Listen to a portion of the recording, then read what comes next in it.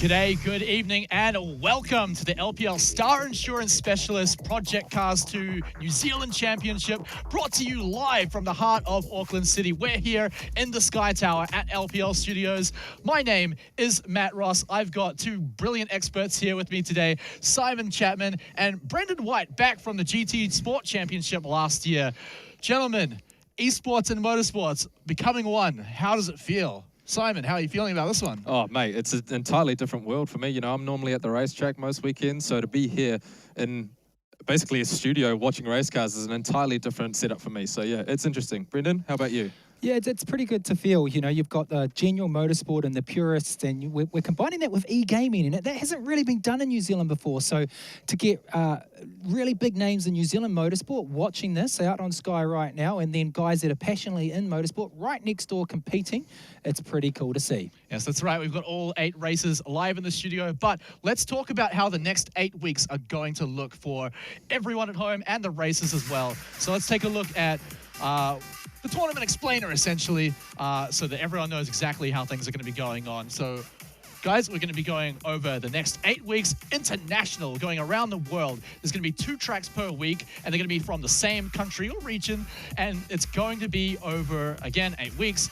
There's going to be a 10-minute qualifying section before each race, which is going to last roughly 30 minutes for the race itself. Tonight, we're going to be 20 laps, and of course, after every race, we're getting championship points to those races, which are going to count over the next 8 weeks. Well, that is the really crucial part here. 8 weeks, championship fight, longevity. Those guys in there, they're not in here for like the GT one where it was all about one race and just getting in there. So these guys are strategizing, and they're thinking about the next 8 weeks, and they've got to come back here, and they've got to fight for that championship. And Simon as well, you two, how are you feeling about how that looks? Longevity is the key word here, 8 weeks. Yeah, and that's the thing that they've got to take into consideration. By the end of tonight, it doesn't matter whether you're first or you're last. You know, there's 8 weeks that these guys have got to play with. So if they do badly at this weekend, you know, it's not all bad. They've still got 7 weeks where they can get those points up. 25 points for a win, you know, that's what you need come round 2, round 3. That's right. I mean, it makes every single race count. And of course, if you're sitting at home and you're wondering, why can't I play this game? Well, you're in luck because Bandai Namco have hooked us up with a PlayStation 4 copy of the game to give away. So make sure you tweet in at Let's Play Live HQ with the hashtag ProjectCars2NZ and tell us who your favorite New Zealand motorsport hero is. Gentlemen, I know you guys definitely have some heroes out there. Brendan, let's hear your one. Well, you know, I'm a bit biased. We've got the D1NZ Grand Final next weekend, and we've got Shane Van Gisbergen competing for the first time in 200 Ks an hour. So my favourite this weekend is going to be Shane Van Gisbergen. Simon? Yeah, similar sort of thinking, I guess. Virgin Australia Supercars Championship.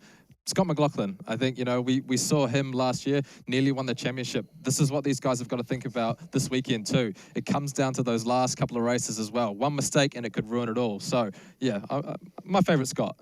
That's fair enough. I'm gonna go the easy way out and just say Greg Murphy. Take Greg Murphy. You know, household name here in New Zealand and around the world. So again, make sure you get your New Zealand motorsport hero in on Twitter with the hashtag ProjectCars2NZ. Now, gentlemen, of course, week by week, we're going to be going around the world. So let's take a look at exactly where we're going around the world because we have got some fantastic tracks. So for tonight, we're going to the US of A. We're going to be going to the Mazda Raceway, Laguna Seca, and Willow Springs International Raceway. And then we head over to week 2, the Italian Tour, Imola and Monza, the speed demons. These circuits are so fast and so long. It's going to be an interesting challenge for these drivers. Following that, we'll be heading over to the UK. For the 3rd week, we're going to be going to Brands Hatch Indy, which was the track that the race is qualified on, and then Alton Park as well. Then we head to week 4, Germany, Hockenheim Grand Prix circuit, and then the Nordschleife. That's my circuit where these guys are going to be having a really tough time. Really long circuit, the longest one in the world, in fact. And then following that, week 5, we're going to be going to Spain and France. We're going to be going to the Circuit de Barcelona and the 24 Hours Demands Tour. Going to be a good one for that one. I'm looking forward to that one. Then week 6, UK Tour round 2, we head to Donington Park, Silverstone GP, a former Formula 1 circuit and the current Formula 1 circuit. Silverstone, that'll be fun. Then, of course, week 7, we'll be going to Belgium and the Czech Republic for the Spa, Francorchamps and Brno. And, of course, those ones are going to be pretty great. But that's all the way near the end. And then we head back to the last round, Watkins Glen, and then Road America. Road America is going to be a great way to finish with such long straights.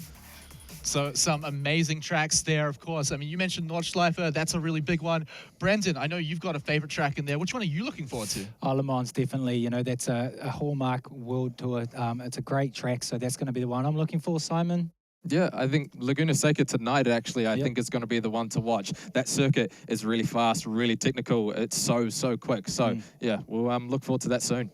Yeah, I mean, speaking of quick as well, we've got to look at what the racers will actually be driving in. What car are they going to be sitting in? And Simon, I know you know a lot about this one, the Ginetta G55 GT4. Yeah, fascinating car. Lots of aero, lots of downforce, super fast. A top speed close to about 300 kilometers an hour and accelerates from 0 to 100 in 4.3 seconds. 350 brake horsepower at about 1,000 kilograms. Super fast car. These guys have driven it before. They drove it around Brands Hatch Indy, but this is going to be a totally new challenge going around 2 circuits which are really aero dependent. So let's see how it goes. Rear wheel drive, big front wing, big rear wing, lots of underbody downforce as well. So should be interesting.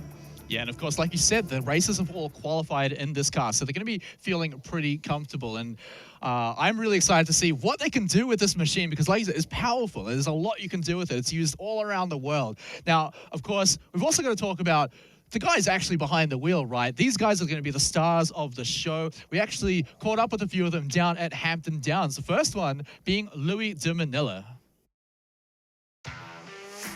Hi, I'm Louis de Manila. I'm from Auckland, and I'm a student at the University of Auckland. I started playing racing games when I was 10 years old. So my dad took me to a computer shop, and he noticed that I had a knack for the racing game they had in store.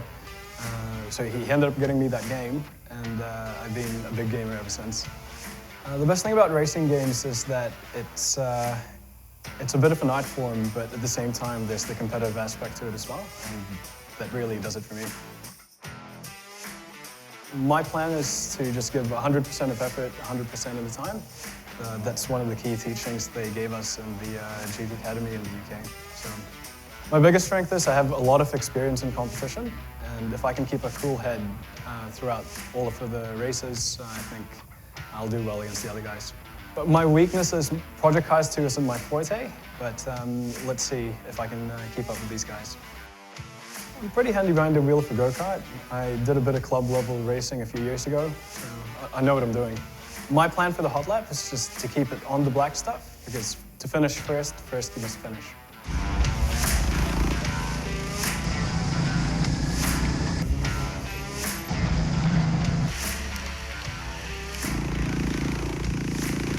So I got a 35-second lap out there. It was very wet when I went out. The track's drying now, so let's see how well the other guys will do.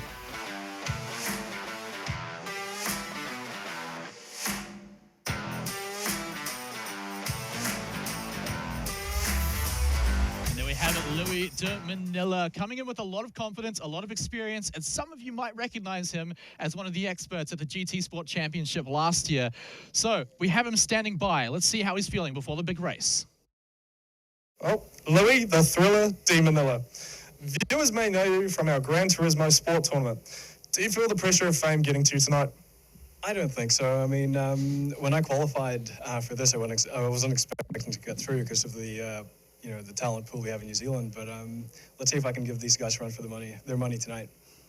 Awesome. And from what I understand, you haven't had much practice on these circuits. How do you plan on getting the edge from the more experienced racers you're up against tonight? I think it's just keeping it on the black stuff. That's always been a mantra for myself and I guess the other racing drivers all around the world. So, let's see who the pressure gets to. Well, Willow Springs and Mazda Raceway are our circuits for tonight. Do you feel confident on one more than the other? Let's see, because this is the first round of the Project Cars 2 NZ Championship. It's almost like the first day of school, so it should be fun. Well, good luck and have a good race. Thank you. Cheers.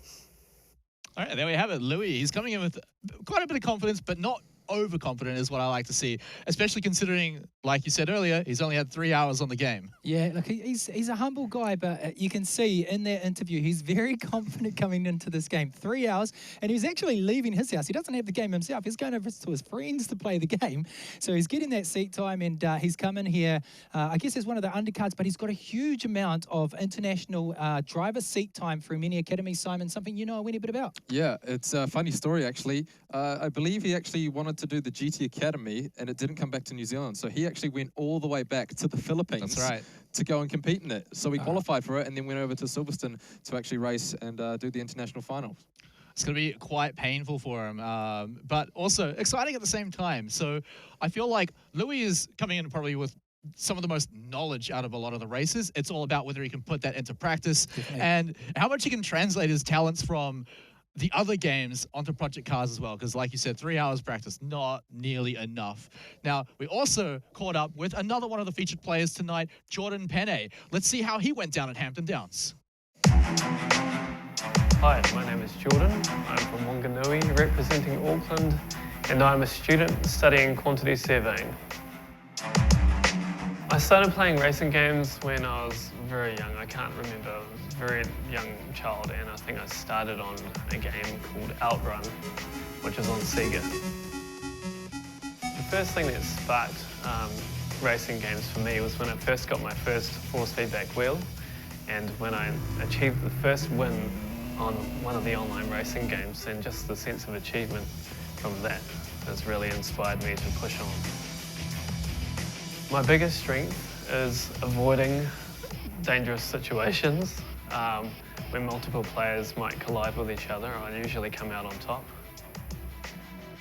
My biggest weakness is probably letting my nerves getting the better of me. The fear of losing on national television. True fact. As a go-kart driver, I would rate myself as fairly aggressive, but not overboard. I'm definitely competitive and will give it everything I've got.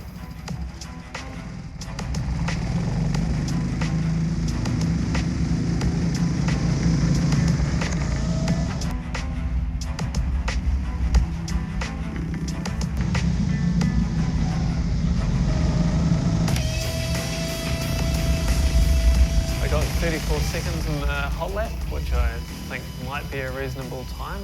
I may be up near the top, but we'll find out. I had a great time on the go-karts. It was awesomely fun in the wet weather.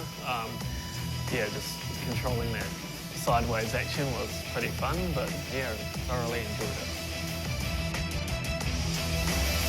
All right, Jordan Pene is feeling nervous before his first performance on live television. Let's see how he's feeling before the big race that he's so nervous about. I'm in the LPL studios, racing against 7 of the best project car racers in the country. Are your nerves getting to you at all? Yes, to be honest, they are getting to me a little bit, but I don't want them to get the better of my racing. It'll be one of the key factors that I'm hoping will upset the other competitors, so yeah. Well, without spoiling your strategy for tonight, tell us, how do you plan on coming away as a top dog? Probably just keeping a cool head, keeping a good consistent pace, trying to keep behind whoever's in the lead if I'm not in the lead already. Yeah, just keeping it clean and doing the best I can. Awesome. And any final words for the other racers tonight?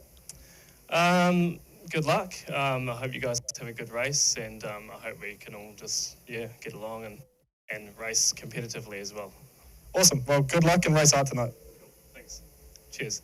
All right, well, there you have it. Jordan Pene, he's feeling a little bit nervous, and I've got to say, I could feel the nerves from that interview as well. Pretty stark contrast to the other featured player, Louis de Manila. I feel like one of them is going to play a little bit better, and one of them is going to be a little nervous about it. Well, you've got a lot of confidence with Louis, and then you've got Jordan there. You know, one thing I noticed with Jordan, though, is one of his ambitions is to be a pro D1NZ driver. So tonight I'm going to be biased, and Jordan's my pick of the bunch. But also notice a few things in his interview around strategy and watching out for those crashes and looking for that. So let's watch for that later when we get into that race. And Simon as well. So nerves in an esports race is one thing. Is it could you compare it to nerves before a real race? Oh, of course. It's going to get to you. You want to have that resting heart rate down. So they'll be going through all the breathing processes and all of that. So they'll just want to be as calm as possible. So sitting in that seat, they'll be still, maybe have a wee nap beforehand. But yeah, just want to keep that resting heart rate down.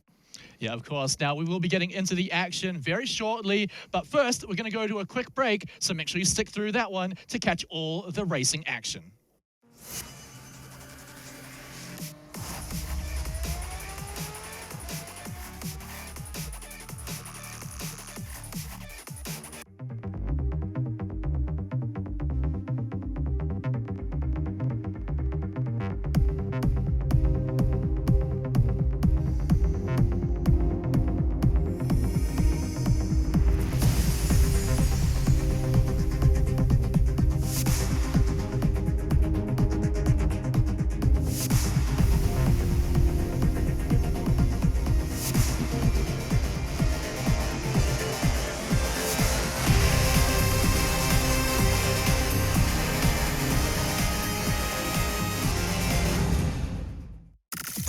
Flavor, beats that move you.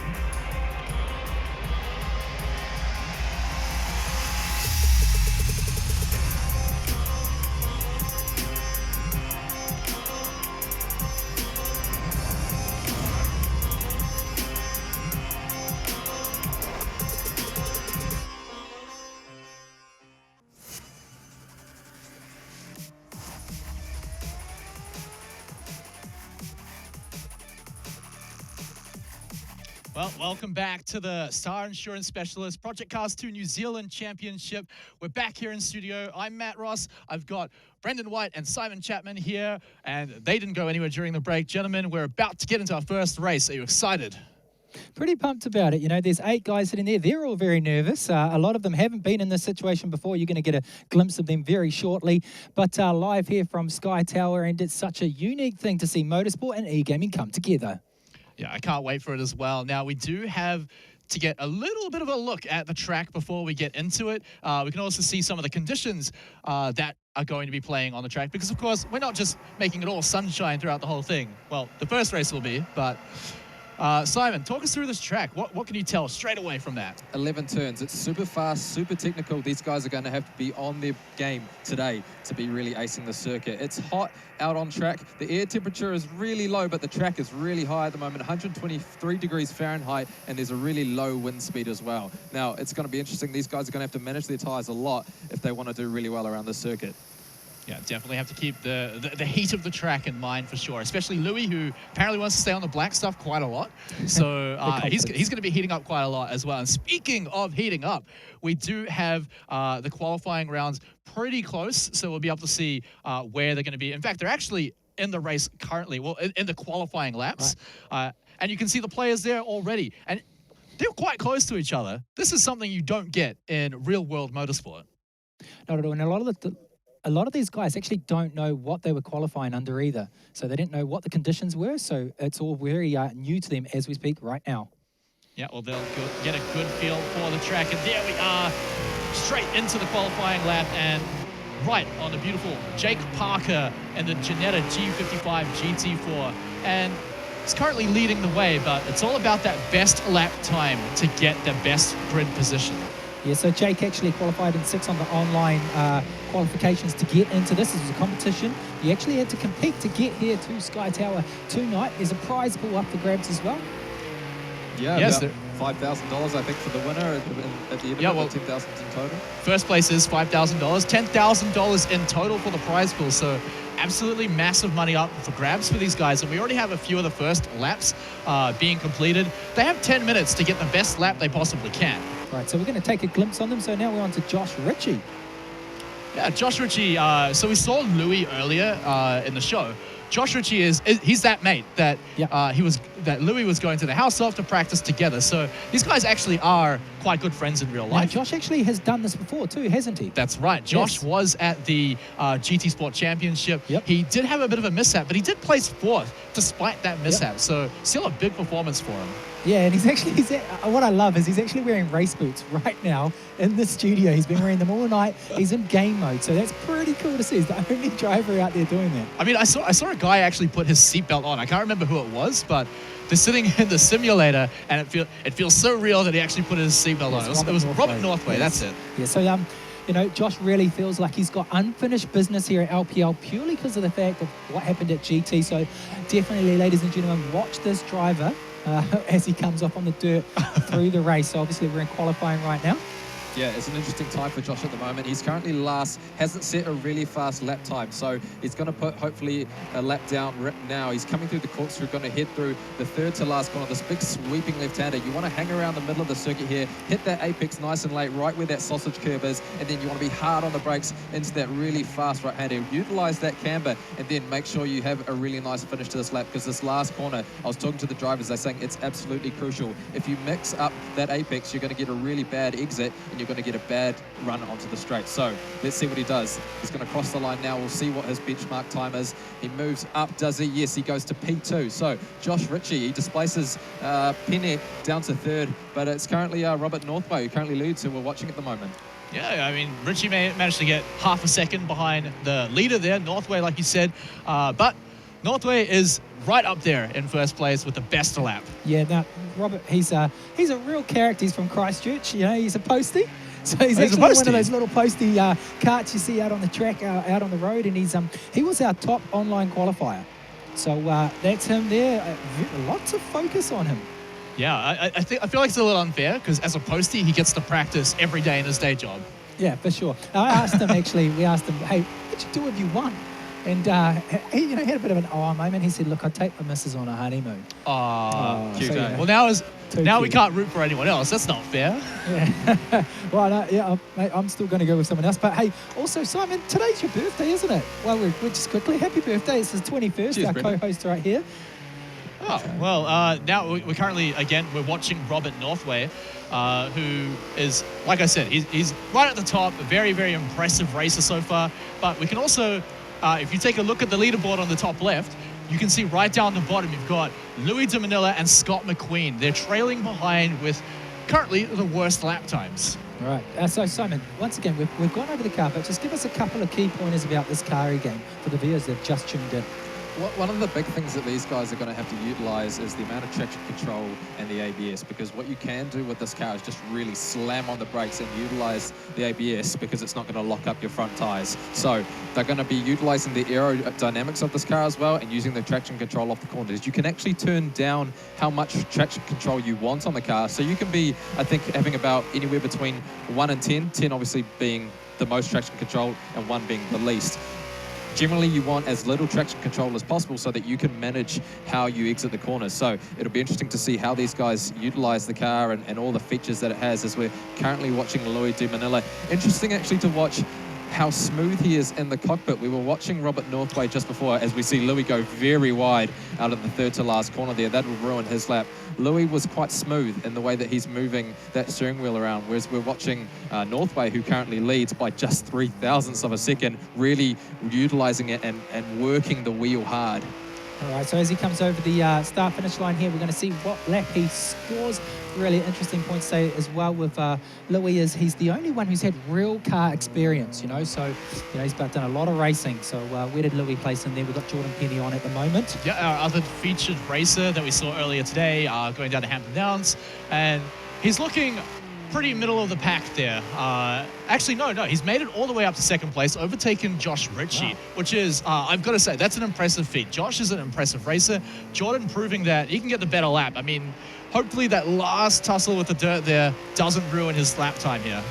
Yeah, interesting to watch there. Jordan came out of that final corner, he got on the AstroTurf, and the car just really kicked out. So maybe he's not got the traction control turned up on this car, so he doesn't improve on that lap because he just ruined his entire lap that time, and he's not going to have a very good start to this one either because he was slow. I think it's important to point out that the factory default settings for this race without them playing was loose. So, you know, unless they've played with it, they're sitting on loose right now. So it'll be interesting to see what he actually set them on.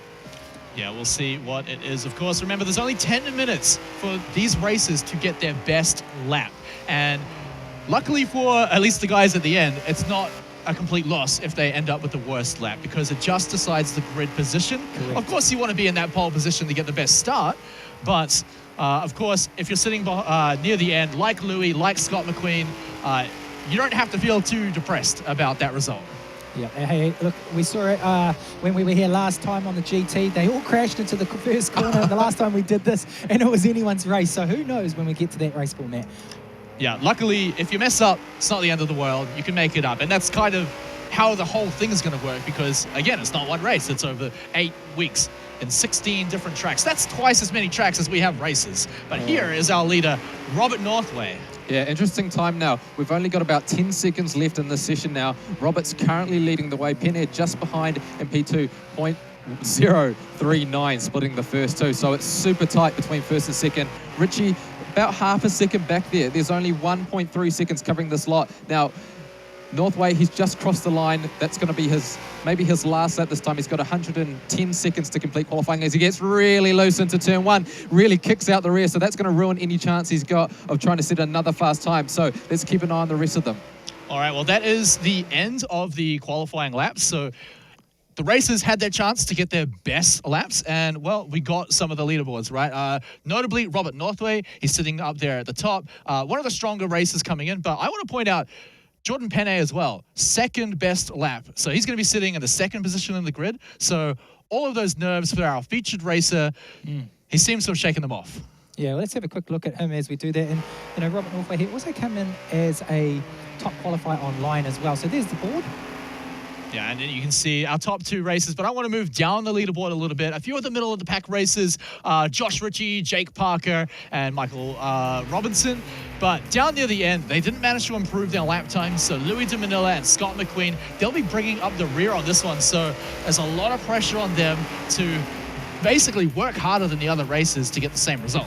Some of these guys are new. Scott McQueen, he's only had 2.5 weeks of the game. He actually, I said for someone to put it out on Facebook. He saw it on Facebook and he thought, I'm going to go buy that game. He went and bought the game and he had to go, and here he is. So, you know, if you're sitting at home, make sure as you see these competitions out on Facebook, you get involved because it's that easy. Scott's just proved it. Hey, he is in 8th position, but it could be anyone's game. He's in 8th position for the qualifying lap, but he's still on national TV playing probably one of his new favorite video games. So I feel like that's still a pretty good consolation prize. So remember, that was only the qualifying laps, not the final result. We now are going to move into the main race, 20 laps, roughly about 30 minutes. And once they get into that, that's the grid position. That's where the championship points are going to be earned. Now, were there any points for qualifying? No, there were not. It's not. This is a championship title fight. So we've got 8 weeks ahead of us, guys, and these 8 races have got to come back every week. So they've got this pole position, which is good. Rob's got that jump. Yeah. However, I will point out, while there's no points for qualifying, there is 1 point earned for the best lap during the race for the Star Insurance Specialist best lap of the race. So our fastest racer, as long as you get one good lap, you can still earn 1 point. So even if you're all the way at the end and last place, you can still try and get a good personal best on the laps to try and get that 1 point. Well, big thanks to Star Insurance for that, definitely. Yeah, so we are just about to get into the main race. We're not too far away, everyone. And just while we're waiting for the... Oh, no, never mind. No waiting at all. We're getting straight into the race. How there quick you is can that? see our fastest racer in the qualifiers, Robert Northway, sitting in that pole position, seconds away from getting into the race. Here we go, 20 laps of Mazda Raceway, Laguna, Seca. They're off and running, and it looks like Robert had a really bad start there. Looks like maybe Pene's got the jump on him as they're going to go side by side into turn 1. Pene's got the whole shot into turn 1, and it looks like maybe we've got 3 wide action behind. Pene's going to go, and maybe Northway's going to try and shove it down the inside, get side by side, 2 by 2 down through turn 2 as well. Let's see who's going to hold on to it. A bit of overlap there. Maybe Pene's got the whole shot. It looks like he's got the lead, and Northway's going to have to slot back into second place. Oh, well, I mean, that's a second place is still pretty good, but he's got plenty of time to work on it. You can see essentially not many changes have been made, although I'd like to point out that Louis de Manila, he slipped from 7th to now 8th place.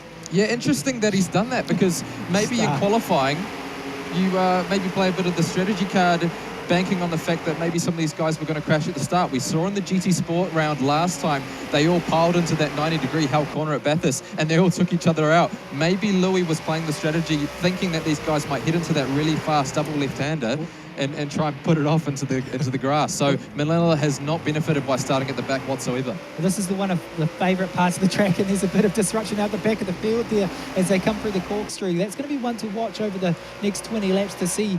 Really, there's some amazing videos online of crashes and fights. Check them out on YouTube. Someone's off the track there down the back. Not sure who that is. Oh, yeah, they're very much off the track back there. I'd also like to point out that this game is quite beautiful in terms of how much damage you can inflict on other cars. Now, just to be clear, any damage inflicted by these cars doesn't actually do anything to their racing capabilities. It doesn't actually affect. It's visual only. So this is race 1, isn't it? So you guys have basically said, look, we're the judges, we're the penalties. It's all gloves are off. There's no penalties this race. You can hit them and you're not going to get penalised, and there's no damage. You can be a little bit dirty in some of those interactions for sure. And I'm sure we're going to see some. We saw a little bit of that in the GT Sport Championship when there were penalties. So I'm excited to see how much we're going to see it when, like you said, all gloves are off. Really interesting to see Northway, when he came through after to complete that first lap, threw it into that turn 2, that double left-handed apex, sweeping left-handed, the Andretti hairpin they call it. He got super loose, so that loose setup that he's running perhaps isn't really working for him, but he's clawed back the margin a little bit. He's actually just flicked the headlights on now, and it's 6/10 between him and Pene as we see them coming up the Rahal straight to the corkscrew. So interesting times ahead. Maybe Northway's just got to settle down, get back into that rhythm, try not to lock up the brakes too much, and just get some straight running. Well, he's not far behind, right? He's got time. He's got 20 laps to catch up and overtake Jordan Pene in that first place. And, you know, I also want to go back to Jordan Pene, our featured racer. He mentioned how nervous he was beforehand. I am not seeing these nerves at all. Or maybe nerves are what makes him so fast. Well, maybe he played it down, and the underdog, just to get that mark off his back. One that is definitely to watch is Josh Ritchie in 3rd position as well. Now, he was the one that did the GT previously, and he's a quiet dark horse, so that's definitely one to watch. All right, so we do have word that we actually have to start the race again. There was a few technical difficulties. We want to make sure that every racer has a fair shot. And of course, you don't want to be that one guy who had the hardware malfunction and you lost the race because of it. So we will start the race again. So don't worry, guys. We're not going to be too far away from that. We don't have to do the qualifying again because, of course, these racers have already done that. So we're only going back about 1 or 2 laps. At the end of the day, it's technology and those sort of things happen here. But, you know, what a cool place to be. We're here live at Sky Tower. We're actually inside the Sky Tower. And this LPL studio is amazing. You look at the motorsport, you look at e-gaming, and they're coming together. So, Matt, I think we're going to go to a quick advert break. Yeah, of course. So while we sort everything out, make sure everyone's on the same playing field, we're going to go to a short break. So make sure you stay with us, and we're going to get right back into the action.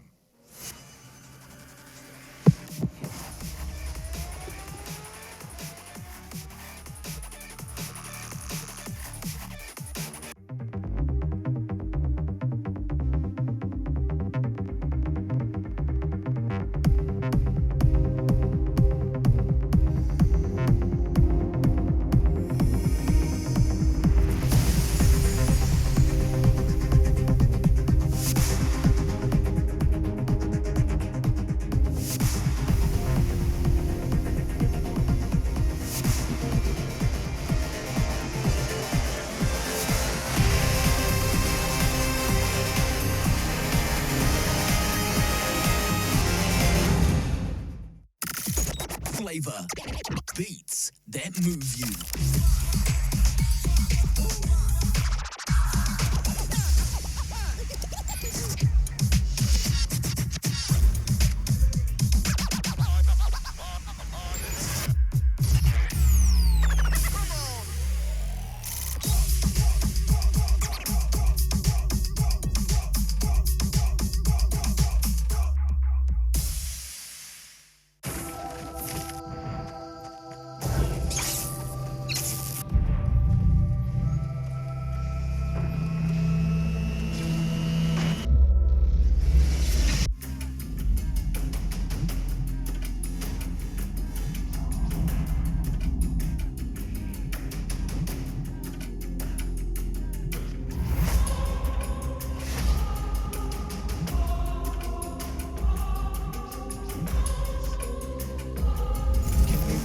race up, please. Yeah. Mine's coming by.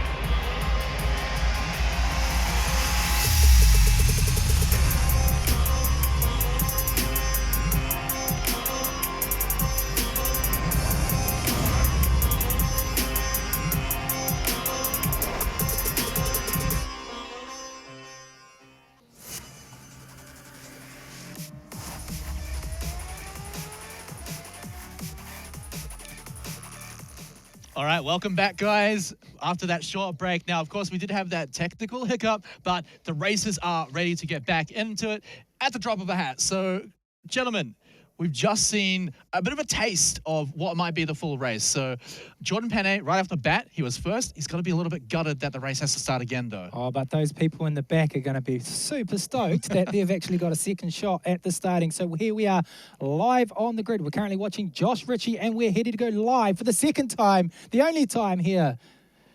All right, here we go. 20 laps here at Mazda Raceway, Laguna, Seca. Let's see who's going to get the whole shot into turn 1 and turn 2. It looks like a really good start by one of the guys off the second row. They're going to go 3 wide over the crest here into turn 1. The Andretti hairpin's coming up. There's contact behind. Whoa, big drama off the start here. It looks like maybe is Ritchie involved in that. We'll see what happens once the sector splits come up, but they're going to make it safely through turn 2 there. That double apex left-hander. Let's see if those guys behind us can recover now. Oh, more drama at the back there. Oh, so more contact. You've still got Ritchie and Pene in the lead. So the front runners are still there. As much drama as we have on the other side of the race, you're right. We still got 2 racers at the front, Ritchie and Jordan Pene. Jordan, he's going to want to overtake Ritchie right now. Ritchie wasn't even ahead of him beforehand, so now he's got the opportunity to prove himself, and he's coming up fast. You know, in third position, you've got Scott McQueen. He's from Tauranga. He's only been playing this game 3 weeks. He went out and bought it after we saw it posted on Facebook, so he's going to be one to watch as well. And we've had a slight change there. Pene gets the lead, coming through. Yeah, he got a little bit wide out of there, up the Rahal straight. They're going to go side by side once again into the corkscrew. You can't go 2 by 2 through there, so it looks like Pene might just have to slot him behind, but that's going to leave him vulnerable to McQueen, who gets a little bit squirrely under brakes there.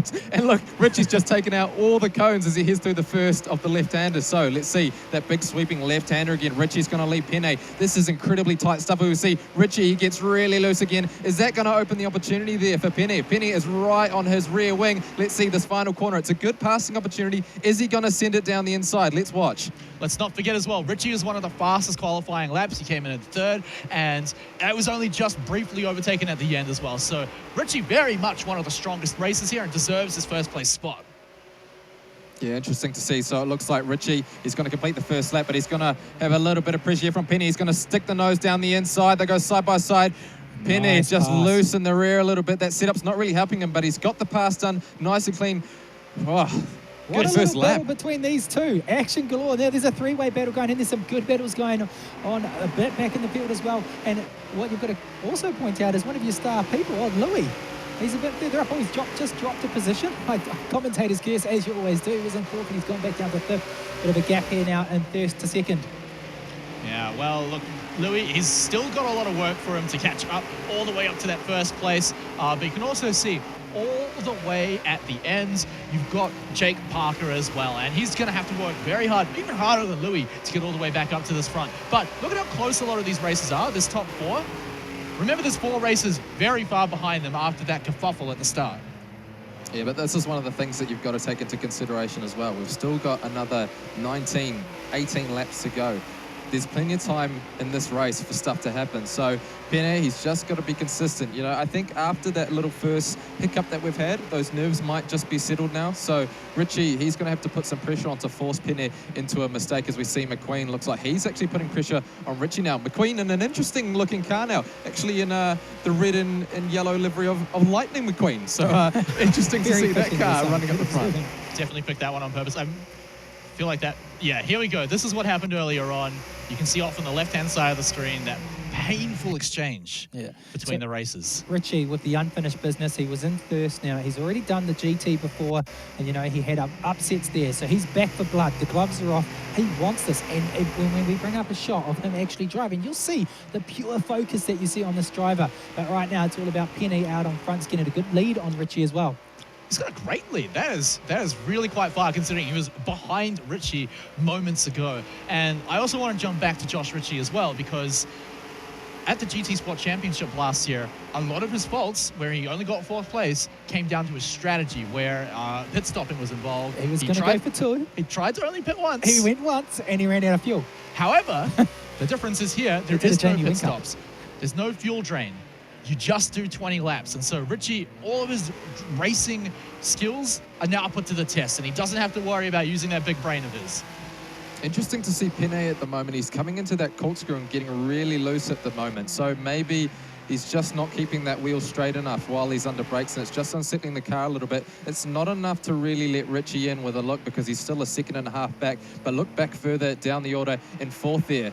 Robert Northquay, he's really coming up behind McQueen, Scott McQueen in P3. So that margin has really eked out a little bit. As we can see, Pene, he's dropped a bit of time on that last lap. So Northquay we're going to have a look at soon, hopefully. So let's see if he can put some pressure onto McQueen. And don't forget as well, Robert Northway, before the race got restarted, he was fighting for 2nd place, or fighting for 1st. He had a great start, so he'll be wanting to make that ground up, and he would want him to come back. So we're going to watch a bit down the field now just to see how they're going. And it looks like he's got the pass done. So McQueen's dropped back to P4 now. Northquay, we saw it at that first stanza that we had of the first race, and he was really sending it down the inside. So here we go. We're going to go on board now with McQueen, perhaps down on P4 now. So Scott McQueen, he was on the podium, but look, Northquay's got really loose. He's gone super wide there, just drops the right-hand wheel onto the grass there. Northquay will not be wanting to do that too often, or else he risks spinning out. Now, this is an interesting corner here, because on approach, you don't see it. Oh, and Northquay, both of them. McQueen actually followed it him.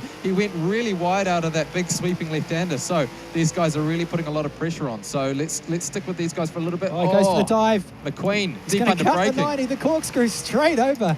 No track officials, no feel like it's judicial here tonight. It's cheating a little bit, but of course, I mean, you still get a bit of dirt in your wheels, you slow down, you're not on the tarmac anymore. So while you do get a little bit of corner cutting going on, you slow down a little bit. And in the long run, isn't that a pretty painful thing? Yeah, McQueen got a little bit lucky there too, that Michael Robinson in P5 wasn't really close at the moment. So he got away with that one, a little bit of a mistake, and that's really allowed Northquay to get away to about a 1 second lead in P3 to P4. So Pene, we're currently watching 2 seconds, just about the margin between 1st and 2nd. So any nerves that we thought he might have had at the start of the race have well and truly gone. Yeah, I was going to mention before, actually, that there were 2 groups, the top 4 and the bottom 4. However, Jordan Pene has just split himself apart. He's almost as far ahead of the previous 3 races than they are in front of the last 4 races. So Jordan Pene is just showing that he is in a class of his own in this race. So P2 in qualifying, Jordan Pene, and it's really his race to lose right now. We saw this in the GT Championship as well. You know, we had a breakaway racer, and he just owned it. So really, as long as he doesn't make any mistakes and stays consistent throughout the race, he should be in a pretty good position. But it's really going to be for the battle for 2nd, 3rd, and 4th, and who's going to take those out. But, you know, quite a few laps to go. It's anyone's game. And you can see a little mini map of the track there, and you can also see the position of every racer. And I just want to point out how far behind the racer in 8th place is right now. Louis de Manila, for all the confidence and knowledge he brings, he is so far behind. Look, you've got to give it to Louis. He's a real try. You know, he's been all over the world trying for his racing career. Every time an opportunity comes up to get his name out there or to get himself out there, he's straight there. As Simon said earlier, he flew back to the Philippines, and he's on screen right now. Great ambassador to motorsport, and this is the thing with people say, well, why do you support e-gaming? And I'm like, because look, there's right now a racer that goes all around the world to actually do genuine motorsport inside real cars, and he's in here also doing this, so it's great to see. It's actually interesting watching Louis there. We're having the cam on the left-hand side, and he looked maybe a little bit uncomfortable just trying to get into that seat. You know, maybe, because this is one of the things you've also got to take into consideration too, with these seats that they've got, they're not what they're probably running at home. They're all running the same steering wheel, the same seats, so maybe a little bit foreign for him. Maybe he's just not comfortable. And it looks like we're watching Michael Robertson now. He got a little bit loose out of the turn 2 hairpin there, and he's dropped a bit of time, allowing Ethan Moore to get onto the tail of him. Yeah, this loose setup obviously not working for some of these guys. Pene, the one who is actually utilizing it, actually, ironically, sliding it a lot like he wants to be a drifter, and he's out to a 4-second lead now. I said it was his ambition. Michael Robinson's actually a dairy factory farmer from Pataru, and he also put down that he wants to buy a drift car if he wins. Fancy that. Well, a drift flavor. now I hope he wins. Although, actually, no, I still want that guy to get his amazing date, his $5,000 date with his girlfriend. I feel like that's just a little bit too sweet to pass up. But I'd like to also point out that the previous 4 races, or at least the racer in 5th place, Robinson, he's actually starting to catch up as well. Yeah. So not as far behind 4th place as we previously thought. Now, as well, a lot of the races working really hard. Again, you can see the map. And once more, again, like Louis is quite far behind. However, you pointed out as well, like, he's a hard worker. He's very passionate about racing, and he's going to stick it out to the end. Yeah, all right, sounds like we've got a fastest time. And I guess It's another important factor. not showing up for us. No, not showing us. All right, graphics, it's all right. Another important factor is a lot of these guys, some of these guys in this racing have spent hundreds of hours, literally hundreds of hours racing these races. Now, this is our first race. There is another qualifying and another race, which is Willow Springs coming up after this. Yeah, I think it's also important in the following weeks as well, is that day one, it might go a little sloppy for you. That's okay, because you can come back in the following weeks as well, and you can see a little bit of dirt coming up there. Yeah, Jordan Pene maybe making a little bit of a mistake there out of the Mazda bridge. The car doesn't look too settled at the moment. Let's see as he heads through the corkscrew. That's an interesting part of the circuit too, because you've got to really straighten up the car halfway through the corner so that you don't lock up a wheel. And he's really sliding that thing out through the 3rd to last corner there. Pene not losing too much time at the moment, fortunately. Richie just back in 2nd, about 3 seconds back now, so that margin is currently stable. We'll have to look. Hopefully we'll see a fastest time come up soon, hopefully, to see who's got the advantage and maybe that extra point, because if Penny's the fastest out there in clear air, maybe he's got 26 points to his name. Yeah, I mean, honestly, at this point, unless something catastrophic happens to Jordan Pene, then he is just going to sit in that 1st place. But like I said before, Josh Ritchie, a dedicated racer, coming all the way from the GT Sport Championship all the way to the Project Cars 2 New Zealand Championship. He's going to work hard for that one, and he's going to look to overtake. But that said, Jordan Pene, that lead, it was increasing quite a lot. But now it's slipping ever so slightly. It was, and then it started going up. The other thing, everyone has to remember, it's a championship. 16 tracks. This is only track 1. So if Jordan's been practicing this track a lot, if someone's been practicing Willow a lot, we're going to see a totally different race. And then it's the commitment and the 8 weeks leading out from this of who actually practices seat time. Doesn't matter what you do, seat time is golden in racing. And if you don't get seat time, you're not going to do well. So obviously Jordan Pene, he's had hundreds of seat times, hundreds of hours. And that's the beauty of doing this as an esport as well, is that you don't have to book out a famous racetrack like Bathurst or the circuit we're on today. So you can just practice, like you said, for thousands and thousands and thousands of hours, unless you're Louis, who doesn't have the game and has to go to his mate's house. Yeah. Well, unfortunately for Louis, it is showing right now that he is in that back position. But hey, as I just said, 8 weeks. Go by the game, Louis. We might even sponsor you one after tonight. The winner is actually going to get a VIP experience to our event next weekend at D1NZ Grand Final, Pukekohe, South Cheeky plug right there for tonight. But 8 weeks. So Louis got time to make up for it for sure. That's definitely the most important thing. And yeah, seat time is definitely where it's at. Now, we're almost halfway through this race, and right now, 1st place is looking pretty locked in. The battle for 2nd, 3rd, and 4th should be a little more interesting. Yeah, it'll be interesting to see what happens, because it looks like Northquay's got the fastest time at the moment. He's dropped his marker down to a high 1:28. So Northquay, maybe 13 points to his name after he finishes 4th, but he'll be trying to close that gap as we watch Scott McQueen. Yeah, maybe at least solid 3 seconds behind. So Northquay's going to have to do a lot of work to try and get back up onto the podium and maybe get 16 points to his name. Now, I noticed in practice, as we went through the different rooms, you got 4 pods set up. A lot of the drivers actually like sitting with the vision, like say you're the driver sitting and they see the bonnet. They don't like sitting in car, or they don't like sitting in an outer car perspective, because they can place it in the car on the track. Matt, tell us, how realistic is when you're playing this? Because I know guys like Shane Van Gisbergen, the top drifter Darren Kelly, many of these races, that's the vision I was talking about, many of these races actually race this, like real car races race this a lot of the time. How realistic are these games if you're sitting at home to actually race in a real race car? Oh, they're fantastically realistic. And just to put it to a bit of a comparison, is that the champion from the GT Sport Championship last year, you mentioned a lot of racers use this view. He used the in-car view, and as if he was actually driving the car. And so I'd like to say there's a lot of comparison. The fact that we could have a real-world racer actually win GT Sport Championship, Project Cars 2, very similar, very realistic simulation. And so it can actually feel a lot like you're racing the real thing.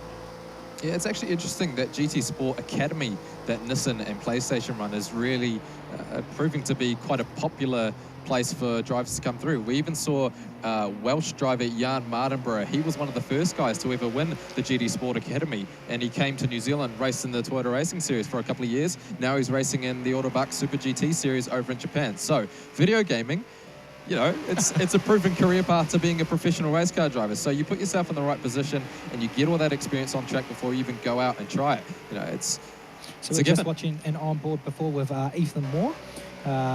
He is definitely one of the friendly faces and characters of this 8-week championship. He came second. All his goal is this weekend, or today in this race, is top 3. Right now, he's not quite there, but quite consistent. Ooh, and we go sideways. A bit of dirt action through the corkscrew.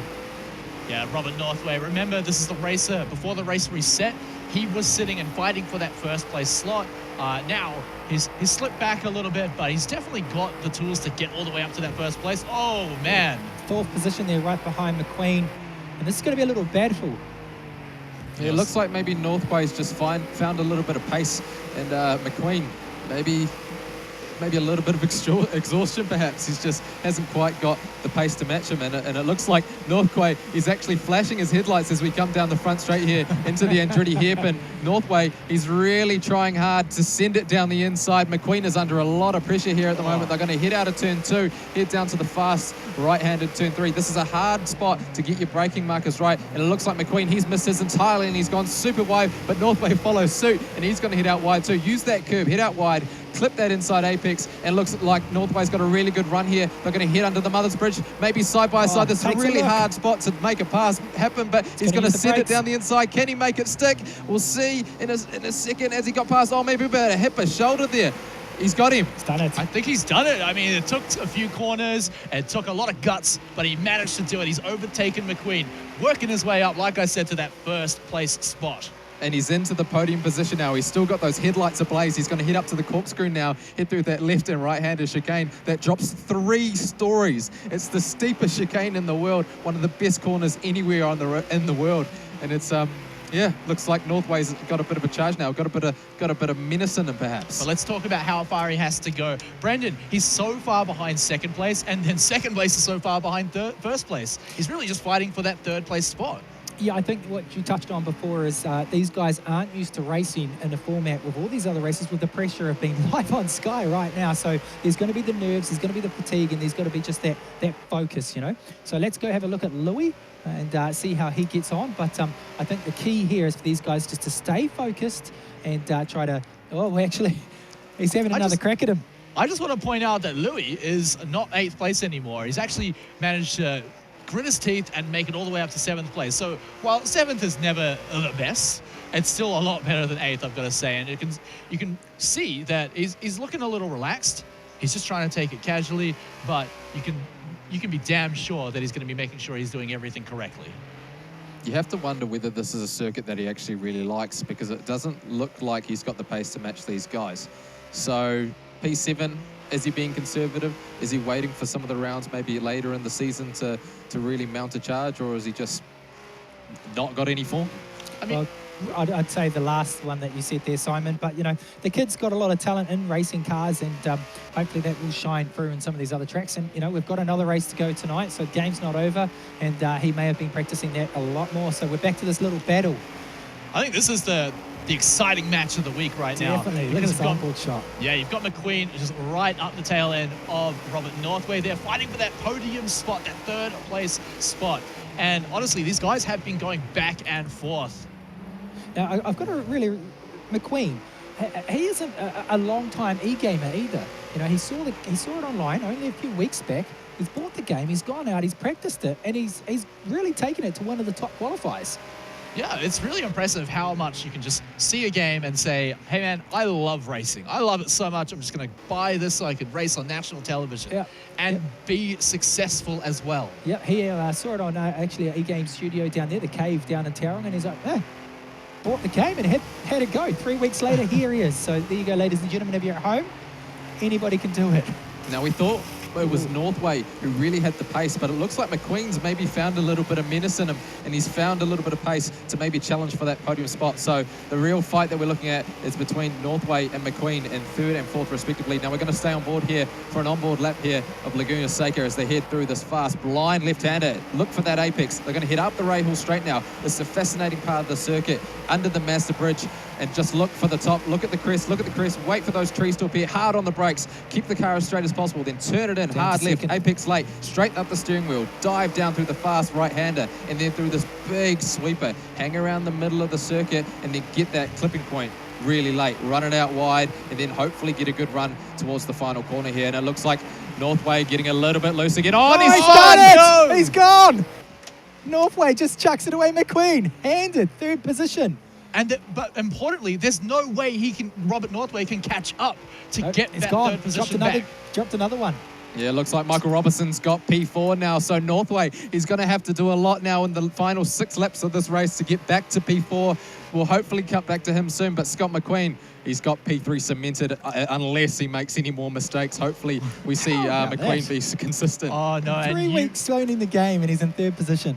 And you have got to be kicking yourself if you're Robert Northway as well. I mean, we talk about how gutted he must be from the race resetting, but that's only 1 or 2 laps. You're 13 laps deep, and you have a crash like that. Yeah. That's just the podium finish, just gone. You're never getting that back, and now you're fighting to not be 8th place. And he was top online qualifier too, so it was pretty much his game to lose. But Pene's just out the front, having the time of his life, clean air. Away, laughing. So it's obviously his game to lose at the moment. Looks like we're going to get a bit of a replay going on here. Yeah, this is what we're talking about. He missed that apex completely. He's just gone way too wide. A rookie mistake there from Northway that's dropped him down to P5, but he's managed to get back to P4 now. So he's got those headlights on. He's probably a very angry man right now.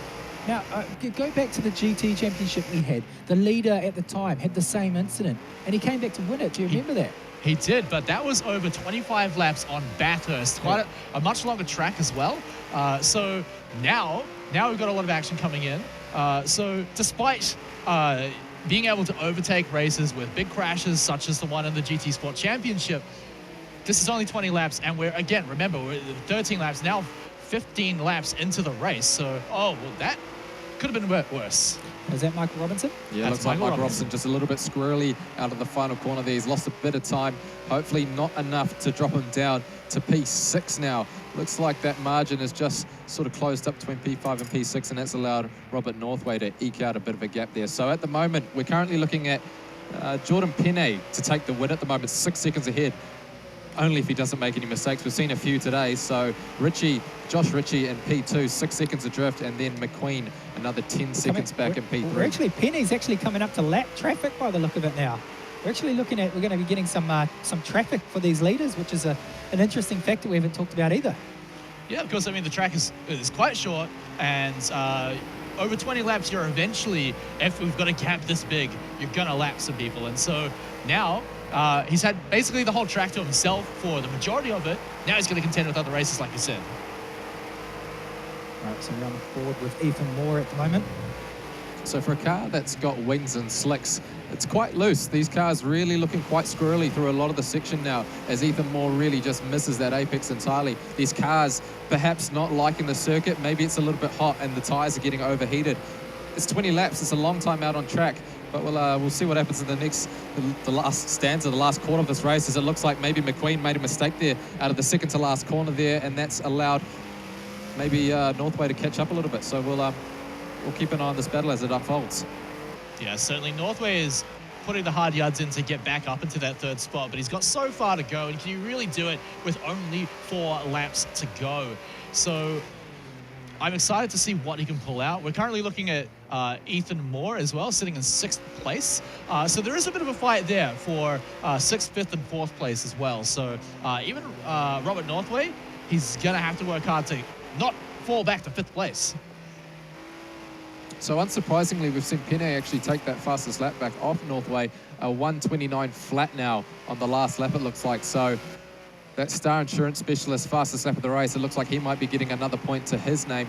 26 points all up, so it's 25 points, I believe, for a race win, 18 points for second, 15 for third, and 12 for fourth, and 10 for fifth, I think. So Formula One style points allocation, but it's not all over after the first weekend. So Pene looks like he's going to take the first win of the weekend, but we'll keep an eye on the rest of the race as it unfolds.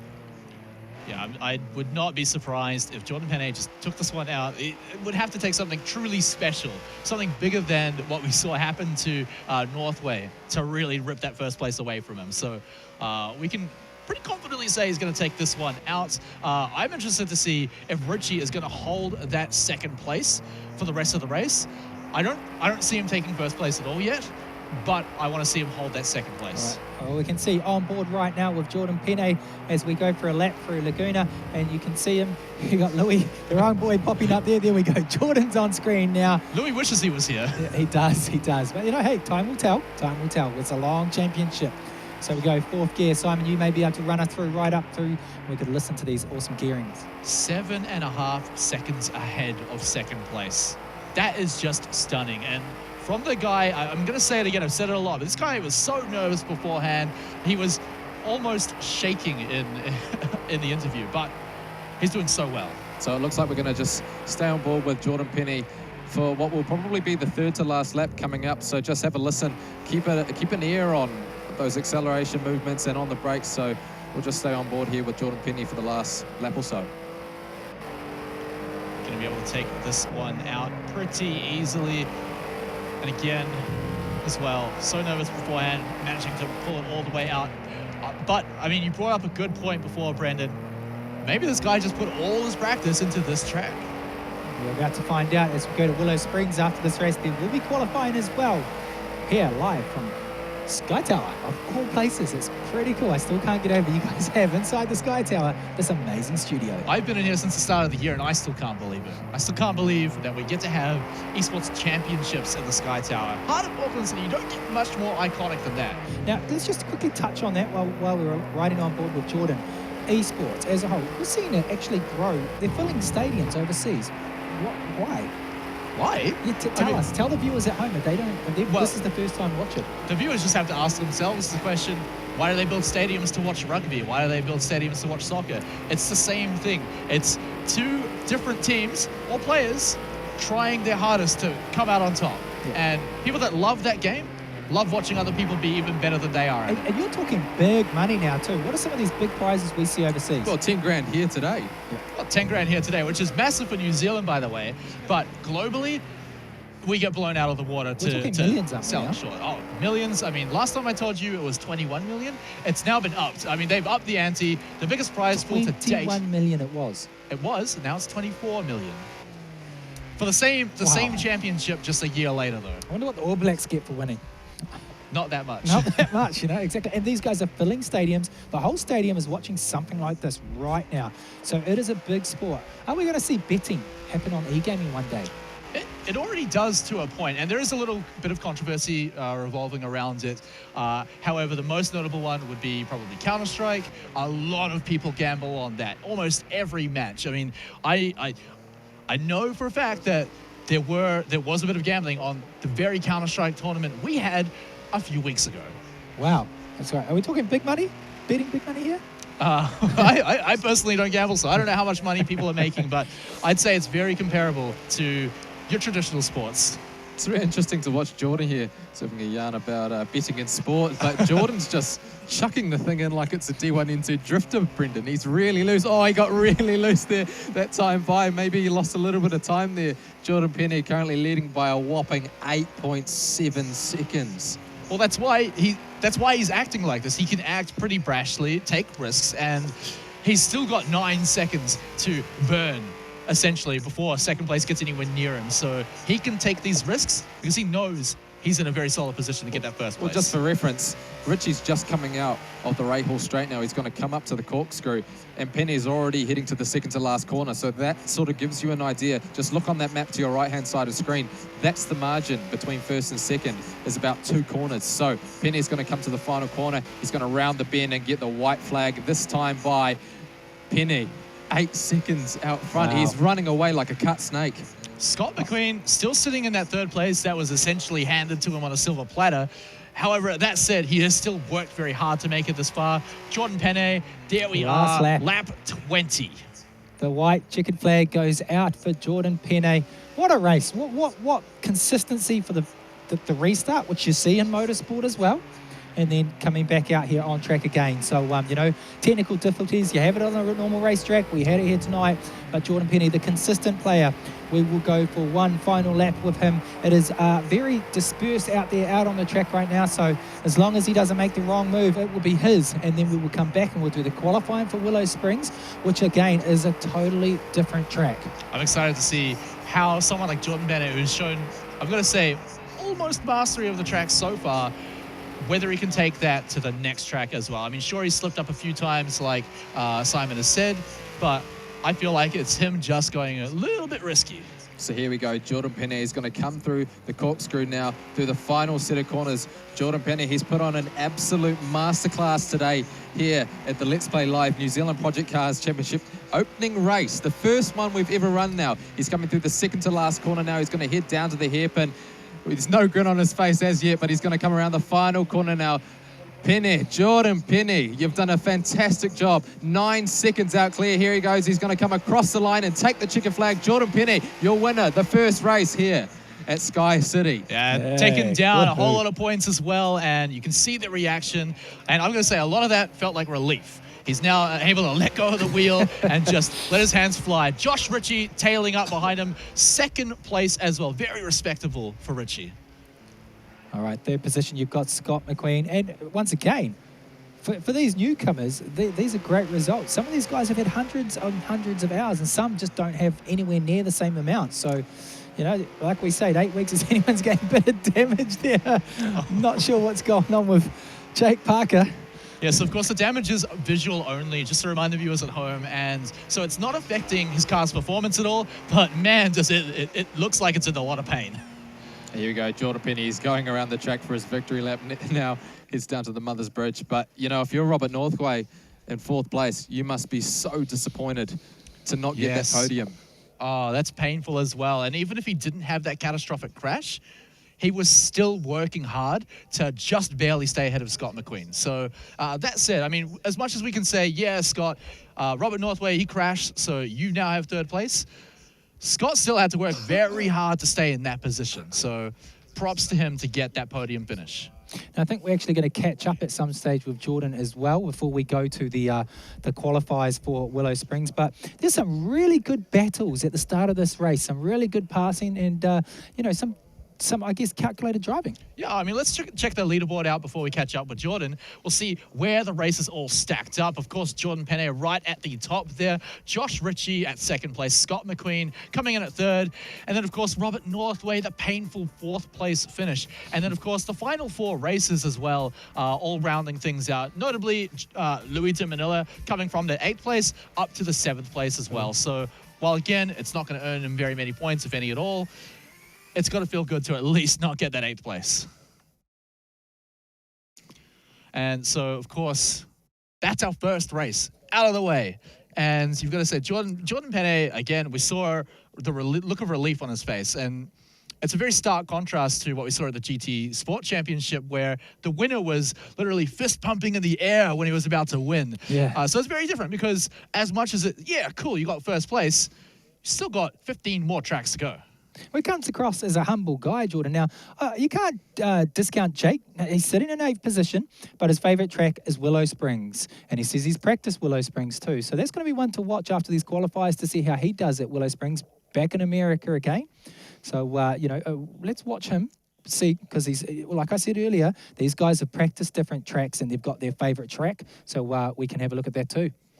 Yeah, of course. And as well, we do have Jordan Pene on standby, ready to see how he is feeling after that amazing win.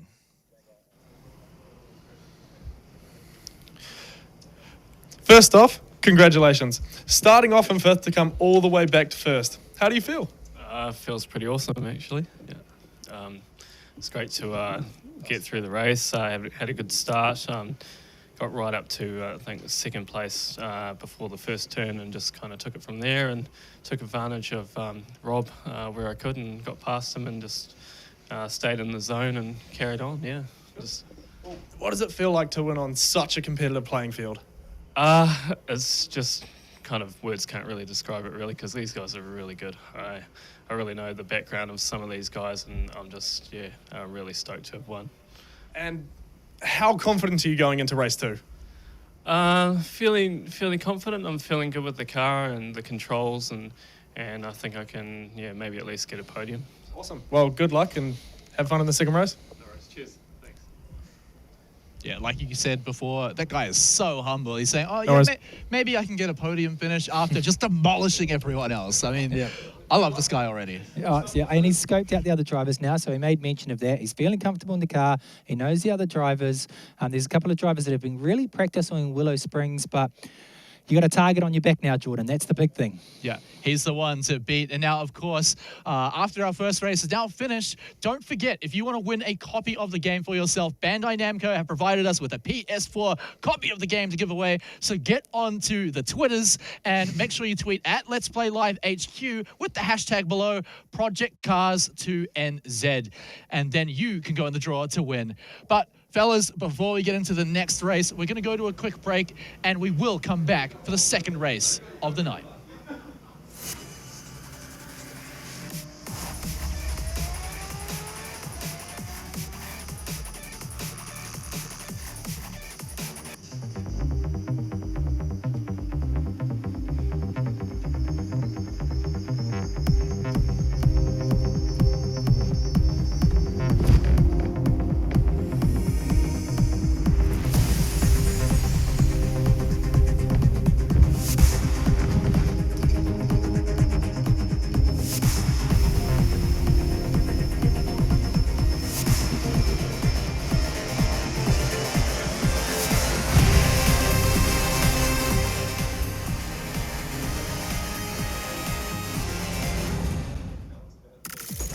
Flavor.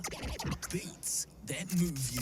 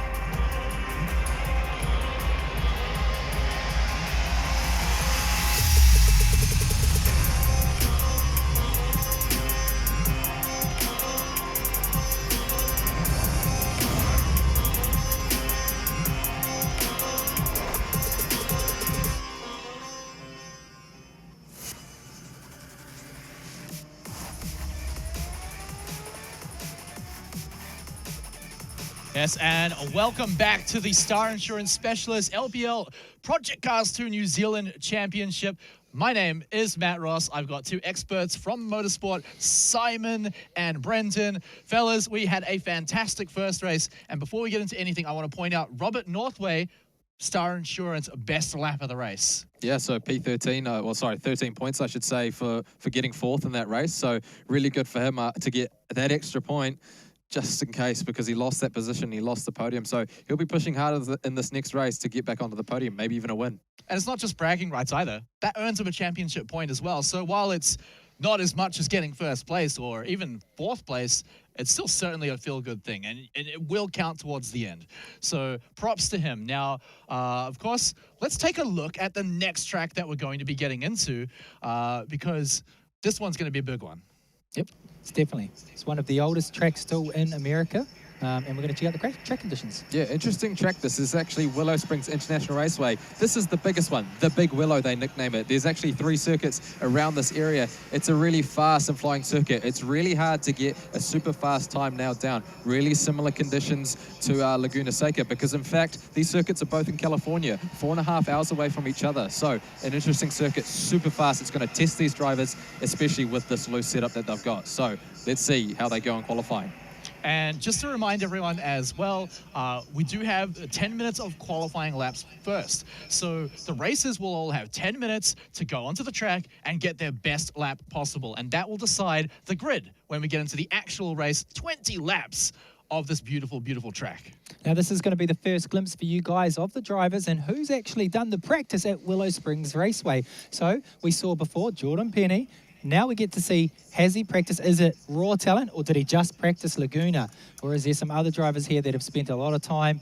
You know, they've all bedded in, they've all settled in, they know the cars now, and they know it's, I guess, how it's going to respond. But this is a big, like you said, Simon, fast-flowing track, so it's completely different again. Yeah, totally different from Laguna Seca. We saw in that first race in that qualifying session, Laguna Seca is made up of long straights and big braking zones. This circuit, not so much. You've got to manage your throttle. You've got to manage your braking, because you don't want to slow yourself up too much into the corners, because then you're going to get a really bad run through the corners. Correct. So, Kind of like that one? yeah, exactly. Jordan Pene, it looks like maybe he's just on a warm-up lap at the moment, so 8.5 minutes to go rather in this session. So they'll just be getting into a rhythm now, just getting an idea of what the track's like. It looks like Jordan's actually gone a little bit wide there, taking an alternative line perhaps. This circuit, a lot wider in some places compared to Laguna Seca, and less of that sort of really fast and then hard brake nature. This circuit, you've really got to utilize the speed, utilize the downforce, and make sure you get through those corners really quickly. And remember as well, because it's a qualifying race, it's not indicative of who's actually going to win the next race. I mean, we saw that in the very first race of the whole championship. Oh, as Jordan goes for a spin. Oh, good recovery there, actually. No. Luckily, it's just the qualifying laps, but Yep. this is still valuable time he could be using to earn that spot far up in the grid. Definitely. I think one thing important to point out, especially off the front straight here, Willow Springs, because of the change in undulations and the heights, if you come off track, and especially if damage control was on, your car would be total, because they're really nasty off on the center of those tracks there compared to somewhere where Laguna, you hit a wall.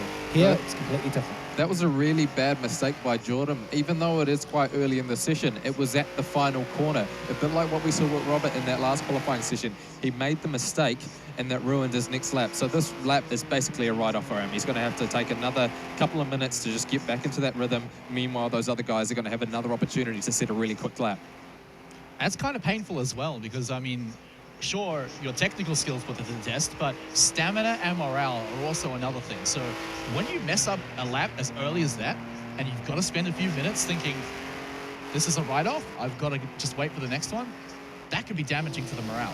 Well, where does it put your mindset? That's a big thing, you know, and like you see in normal racing, P1 and P2, so important.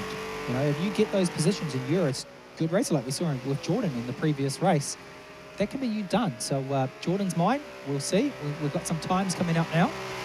So it looks like Richie's gone straight to the top of the timesheets with a 1:24.47, just half a second faster than Robinson in P2. Michael Robinson, he wasn't much of a feature in that first race, but he's gone up the order as we see.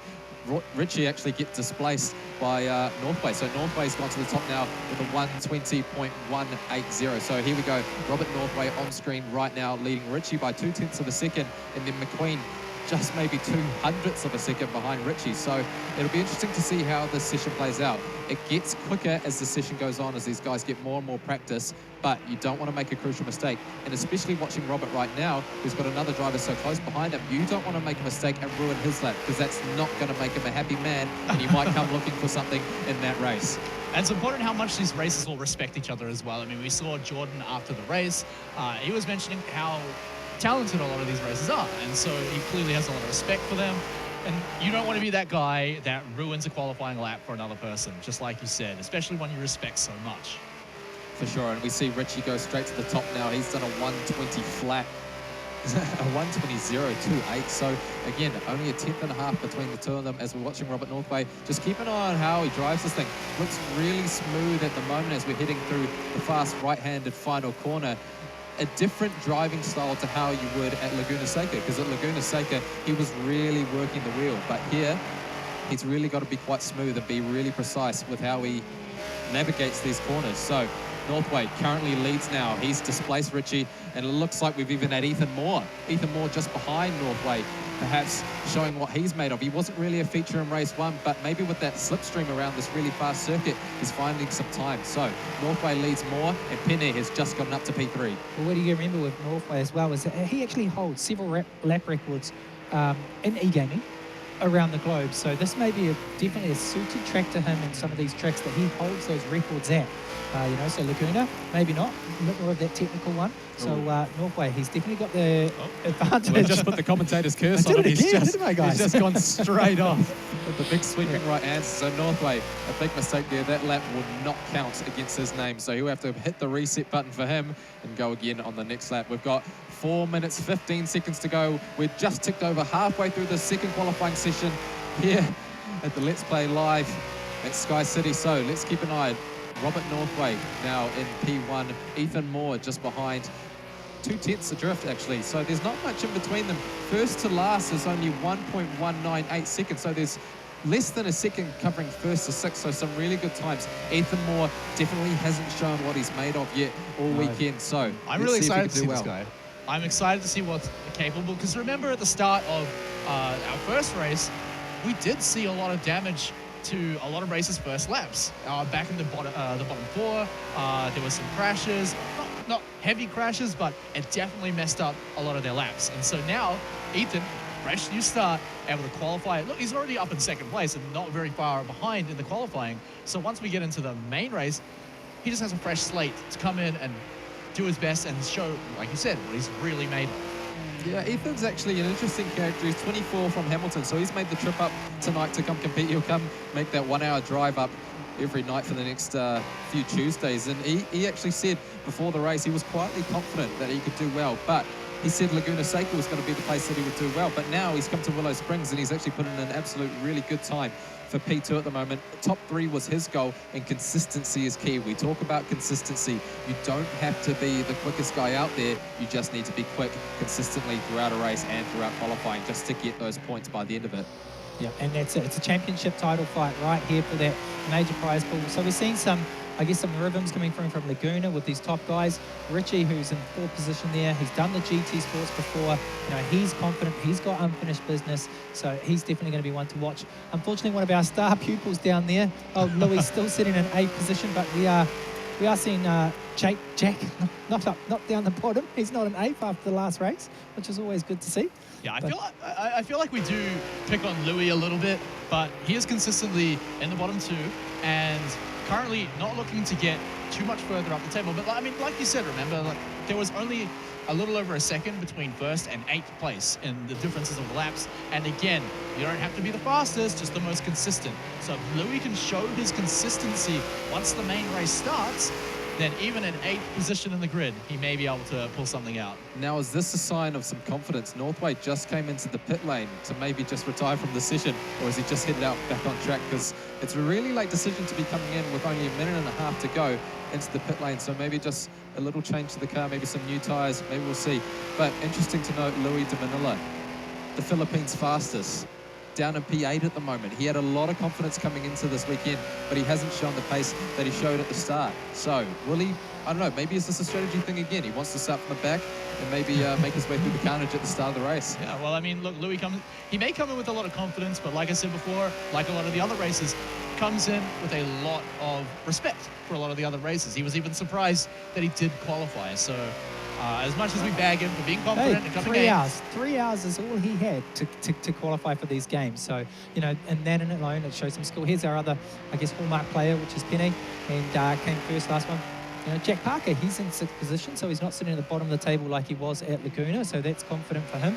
And as you say, those times, they're not huge gaps. If you actually look at, Norway up the top there compared to Louis down the bottom, it's not a big gap. So So here we go. Robert Northway's back out on circuit. Maybe he's going to have one last dash to set that fast time. Currently in the lead, and this shows his experience because he is one of those guys that has a world lap record. We're not just talking about New Zealand lap records. No. We're talking world lap records. This guy is flipping quick. He's royalty as far as online gaming racing goes. Yes. What's his nickname? Murphy's Law NZ? Murphy's Law. That's his game And tag? interesting fact for you guys is he's actually under an esports organization called THR Esports. Right. And this is his first race under that organization. So he's got a lot to prove for his essentially his sponsors. He wants to make them very happy with how fast he is. So a lot of pressure on the guy too. Yeah, so Northway's just completed his last lap, it looks like. So no more fast times from him. He didn't improve on that last lap. So it looks like Northway's going to take pole position. Ethan Moore, P2. What a performance from him. And Pene in P3, our race 1 winner. He's going to come into the pit lane now. So an interesting grid perhaps as fast as we see Robert Northway have maybe a bit of a premature celebration through Super the grass. sixes. Gonna have a bit of He is. fun. Look, he's celebrating his day. I got P1, guys. That's me. Pole position for Robert Northway for race 2 here. It's exactly how I'd be feeling as well. So we'll get a look at the leaderboard in a second to see exactly what that grid is going to look like. But Robert Northway sitting right there at the top, and now it's going to be on him to prove, hey, look, that Jordan Pene guy, he's pretty quick, but I'm the real fastest racer in the country. So he's got a whole new track to prove himself on, and from that pole position too. Yeah, interesting to think, though, because Pene got a really good start from the second row in that first race. So has Northway got what it takes to be quick off the line? Because Northway, he bogged down on the start, and the start is going to be so crucial, especially on a circuit like this, which is like got quite high temperature as well. So you're going to light up the wheels on the start. Exactly, and remember, we saw a catastrophic mistake from Northway in the first race, and so it's all about that consistency again. He may be able to get the fastest lap in 10 minutes, but if you can't do a pretty quick lap 20 times in a row, then what does it matter? Yep. Yeah. There's He's certainly taking that win it or bin it approach, isn't he? Well, you saw there with the celebration Super Sixes, but there's definitely going to be some tactics as well at the back of that field. They're going to be hoping coming into turn 1 with that big pack there that they may get the jump, and there may be some crashes. So there's your leaderboard. Just under a second between first and 8th place. Sorry, just over a second indeed. But regardless, it's not very much, right? So you've got Robert Northway, like we said, up in that pole position, Ethan Moore and Jordan Pene in 2nd and 3rd. And then, of course, Josh Ritchie, a hot contender to really upset some of the fastest racers, coming in at 4th. Then, of course, Scott McQueen, 3rd place from last race, sitting in that 5th place spot. It's a bit further down than you'd expect. Jack Parker's jumped up 3 positions, so he'll be happy with that. And that's probably what he's going to be looking for, a bit of tactic. Hopefully those front guys have a bit of a tussle, a bit of a crash like we saw in GT Sports, and that'll give them the leapfrog, and then they've just got to be consistent, but they don't really have the lap times that those front runners really have. But can they do it consistently? I'm going to say it again because it's so important to just be able to do that track without crashing. And you were mentioning as well, Simon, that this is a completely different beast to what we saw on the Seca. Totally. The circuit is a lot faster, a lot more flowing. So we're about to go racing here for 20 laps here at Willow Springs International Raceway. Check out the drivers. They've got their game face on. The red lights are on, and we're going to go racing here at Willow Springs, the big Willow. Let's see, Jordan Pene, he's got another fantastic start, it looks like. Maybe he's going to get up onto the front row. Let's see who takes the whole shot into turn 1. Looks like maybe Moore has got the lead. Robert Northway's dropped back to P3 now. So again, Robert Northway, he's just not nailing those starts, and Pene, he's got the lead. So could we see him go back to back, and already he's off like a cut snake. Like a cut snake. Cut snake.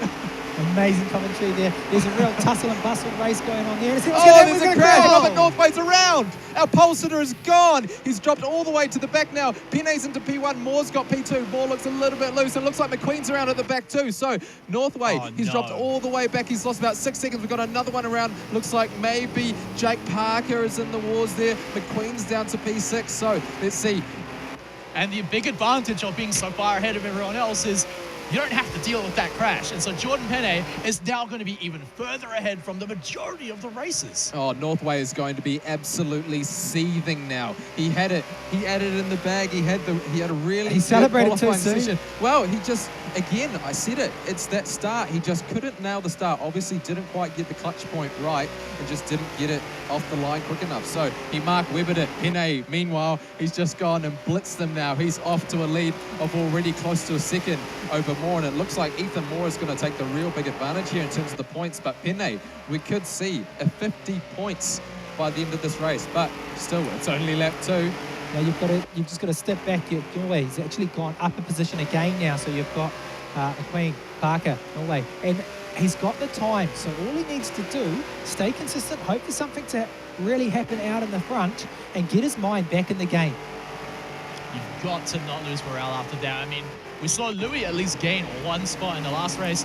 Now we're looking at Josh Ritchie as well. Remember, my pick to upset the racers up here in the pole position.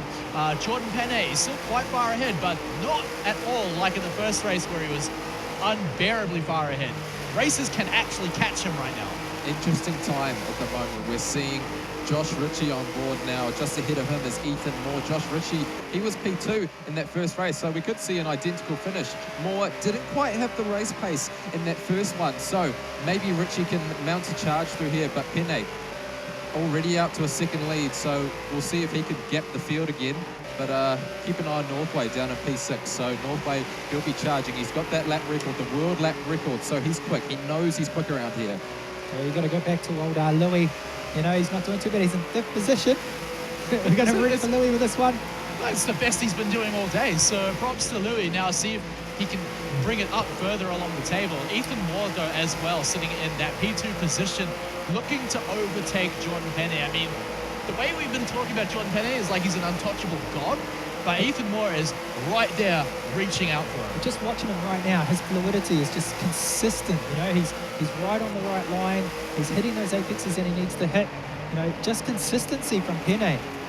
Whoa. Ooh, maybe a Slight little bit gain loose there. there out of This is a the huge elevation change as well as they come up there to the Budweiser corner and come back down here. There's not a lot of braking coming down here onto that back straight.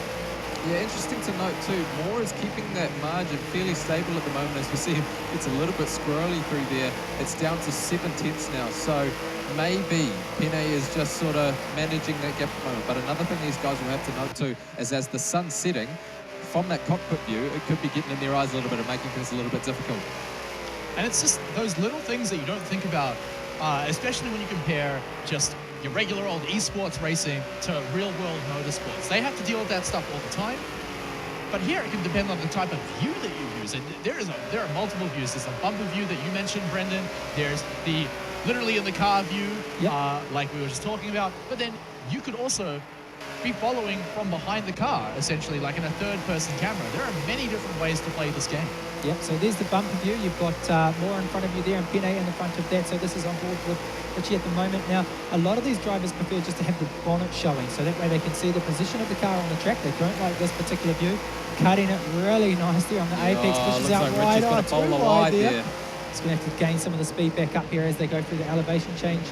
Looking for that late apex. Yeah, and this is interesting to watch too. We talked about Laguna Seca in terms of the lines of that circuit are all fairly uniform, but watching Moore and Josh Ritchie, they've got entirely different lines around the circuit. Some places they're really fast, some places they're not. It seems that Ritchie is taking a lot more of a shallow line, apexing early to try and get a really good exit, whereas Moore is taking, I guess, more of a traditional line. Pene as well, taking traditional lines, but maybe it's not hurting Ritchie too much because he's only just behind him. Well, Ritchie, I think he's carrying a lot of weight on his shoulders in this race. He's very determined. He's a determined driver. You saw it in the GT Sports, and you've seen him carry that on into this competition. He's here. He's got his race boots on, and he means business. So he's super focused. And if he spins out, and if we see a camera on point, look at him right now. Focused 100%. So he really takes to heart when he actually makes a mistake. So it's one of those mental games with Ritchie that we'll see as we progress over the championship. And from what I've talked to Josh Ritchie as well, before and after races, he is his own harshest critic. He will always criticize his own mistakes, and he will learn from them. GT Sport, he said, hey, look, my strategy, it was garbage. That's why I lost. Now, coming into this, he can say on every single micro corner, he can say, I did that slightly wrong. Let's get it better next time. Well, all the top four all on 120s at the moment. You go further down the field, 122s. Still don't have the fastest lap coming up.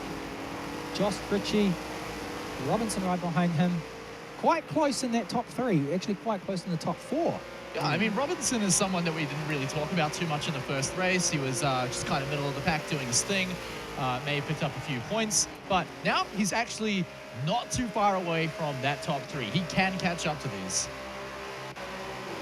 So we're going to go to the back of the field now with McQueen at the back there. It looks like he's putting a bit of pressure on to Parker at the back. Jake Parker, he's going to have to block here if he wants to keep this position. It looks like McQueen's going to take an easy pass, perhaps into one of the final corners here. Side by side, easy as you like. So he's going to sit about chasing after the fastest Filipino in racing at P6, and then Northway just ahead of P5. Now, McQueen had some really good battles in the first race. Oh, but Parker's not giving it up. He's on the slipstream. He goes for the pass. Nice. Is he going to get it coming down to turn 1? This is a tricky passing maneuver too, because it does narrow quite a lot, but it's quite a wide circuit at the same time, and Parker gets the move done quite cleanly. So McQueen gives him a lot of racing room. It looks like Parker's maybe going to bowl a wide out there and a bit of a spot of bother perhaps, but McQueen, he's going to go and try and get the slipstream through this big sweeping right-hander. This is a tricky part of the circuit where you can take quite a few different lines. We saw Richie really trying an alternative move on Moore earlier, and it looks like he's got a really good run here. Let's go through the big sweeping left-hander. He's going to stick his nose up the inside. Oh, just narrowly misses making contact with him. Looks like McQueen, he's got to hustle. He's going to go down the inside. He's going to send it. Doesn't want that 8th place. The battle for the wooden spoon here. Both of these racers working so hard to stay away from the 8th place, and Louis is just, he's looking in his rearview mirror saying, I don't want anything to do with that. Now, you've got to give it to like Scott McQueen. He may be sitting in last position, but this is a guy who bought the game 3 weeks ago. So, you know, to be compared to some of these guys who've done hundreds of hours, he's having a good little stab at it. 3rd place in the first race as well in Laguna Seca. So this guy is definitely challenging a lot of these other races. I mean, even in 8th place right now, Jake Parker has to work so hard to stay ahead of him. We're about to have a 3-way battle at the back of the field now. The front of the field still consistent, still in the same. Pene at the front, but it's all about the little grudge race at the back of the field. Here we go, 3 wide. 3 takes a look. Down turn 1. Parker's really impressing me at the moment. He's giving McQueen enough racing room, but again, he's just bowled another wide, and McQueen's going to go through it. Yeah, commentator's curse. I was going to say that Parker was giving him enough racing room and taking a really nice racing line throughout that last lap, but he's just maybe looking in his mirrors a little bit too much there, and McQueen just slipped down the inside. So we'll just keep an eye on this battle here at the back of the field. McQueen down in P7, and D Manila in P6 just up here. D Manila, maybe a little bit of a mistake there by McQueen again. This loose setup, perhaps not working to these guys' likings. Flashing the lights at Louis there. Bit of a tactics going on these coming up with the Budweiser. Well, it looks like Ethan Moore's dropped down to P3 now, and Richie has got up to P2. So Moore is going to try and push hard to get past Richie again. And again, it's the same setup as what we had in race 1. Pene and Richie, P1 and P2. So Moore will fight hard to hopefully get that spot back, because we'd really like to see him have a first podium and maybe P2 even. And if you get the sun out of your eyes by holding your hand up, you can actually see off in the distance Jordan Pene still sitting out so far in first place. Again, not unreachable by the 2nd and 3rd place races, but still much further, a bigger distance than anyone else has on anyone else. Yeah, interesting to note that Pene hasn't gapped the field like they did in the first race. Pene was out to something like an 8-second lead by the end of it. We're just about to approach the halfway stage of this race as we see Moore just dropping the wheel off into the grass. Pene's only 1.5 seconds ahead of Richie. Richie has obviously got past Moore now and can really start to attack, and hopefully we'll see a battle for the win to come to the end of this race. What a comeback. It's very consistent. 1, 2, 3. 4th position as well, so you know it just takes one slight mistake there from Pene and it's still anyone's game. It's going to be interesting to see. Right now we're not even halfway through this race. And remember that these races do make mistakes sometimes, and some of them can be very, very damaging. I mean, in the first race we saw 3rd place essentially handed over to Scott McQueen after a big mistake by the racer in front of him. So, and like you said, again, before Simon, this is a very, very different track compared to Laguna Seca. Willow Springs can punish your mistakes. Yeah, you come off on this track, it's a lot different. So down the bottom of the field, McQueen's now to 6th position. Old Louis back down to 8th, Parker in 7th. So some consistencies there with Laguna. But up front's where the action is right now. Yeah, well done to Pene at the moment. He's just managing that gap at the moment. But Richie, you know, you talked about it at the start of this broadcast. He was really emotional in that GT Sport final, and he was really upset with some of those moves that were made and the strategy calls that he made. He said he's a self-confessed strategist. He really wants to win. He doesn't want to lose. He will be pushing really hard to catch up to Pene. And he didn't like it when you laughed at him wearing race boots either. You know, he's serious. He's so serious about this. It's great to see. Laughing at him. He's we know how serious he is. Speaking of serious as well, there is some real contention here for the 7th place spot. But this time, it's now Louis trying to overtake Jake Parker. Yeah, One of our Parker. featured races as well. Looks like we've got a slow car on the left-hand side, so maybe it looks like McQueen's made a mistake. But Parker, just look at that last lap time, a 1:27 compared to a 1:20 the first time by with Pene. So looks like Parker maybe made a mistake, and McQueen's going to go side-by-side with Manila. He's going to try and hang him out wide. They'll go side-by-side down to the final corner. McQueen's going to slot him behind, hopefully, maybe get that slipstream. He really needs to utilize that, but he's got maybe a side draft going on here. They're going to head down towards the final section of the circuit, the final sector. Who's going to hold on? McQueen's going to get hung out to dry here if he's not careful. Let's see who's going to prevail here. There's a lot of concrete on the exit of this final corner that they can utilize, but it looks like Manila maybe has the whole shot. A really good race going on here between the second to last and last place guys. Now you got to wonder if that's the consistency coming from his racing and knowing those inside lines, and you know that history being inside a car and actually knowing where to place the car over McQueen. Yeah, McQueen a 1:29 that time by, so it looks like he must have had a bit of an off, maybe in a spot of bother at some point on that last lap. We've finally reached the halfway point in this race, and McQueen is showing his nose. He's saying, I want to get past you, the fastest Filipino in this race, but maybe just too many mistakes in this race for McQueen. He's just not been consistent, and it's really hurting him at the moment, and he's again out in the dirt. Which is quite ironic considering how he got his 3rd place spot in the previous race on the hands of the mistake of another driver. Yeah, a really table turner, I guess, in some ways, in that McQueen got that podium in the first one, and he's just been out of sorts here. Yeah. Maybe this circuit doesn't suit him.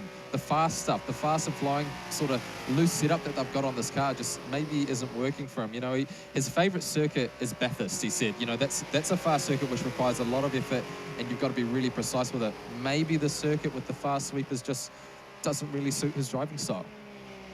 You can see Jordan Pene still out there at the front, still holding his lead, and this is the man that defines consistency from what we've seen so far. Remember, we still have, after this, another 14 tracks to go through over the next 8 weeks. So Jordan Pene, though, will be totally stoked to get 2 first-place finishes if he keeps this up. Well, Pene is an interesting case, too, because we talked about it. These 2 circuits are really different.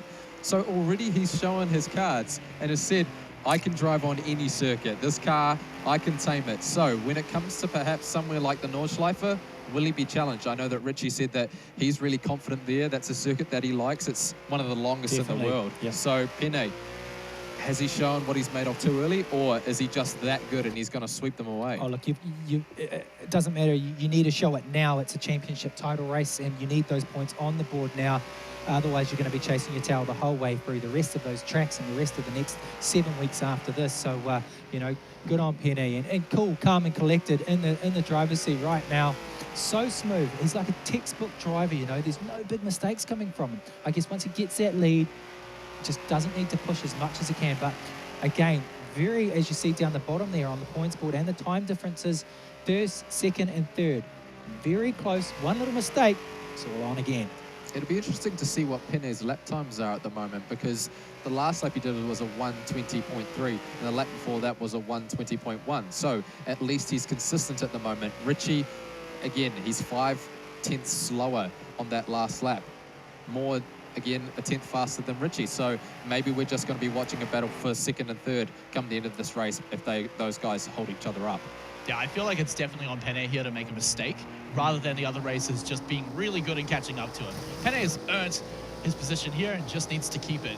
Whereas I'm very interested in the battle for 2nd and 3rd. I know Richie is very passionate about taking it out, and Ethan Moore as well, as he's got a lot to prove after that first race where, to be honest, there was nothing really remarkable standing out about him. But this time, he's looking at that top 3 finish.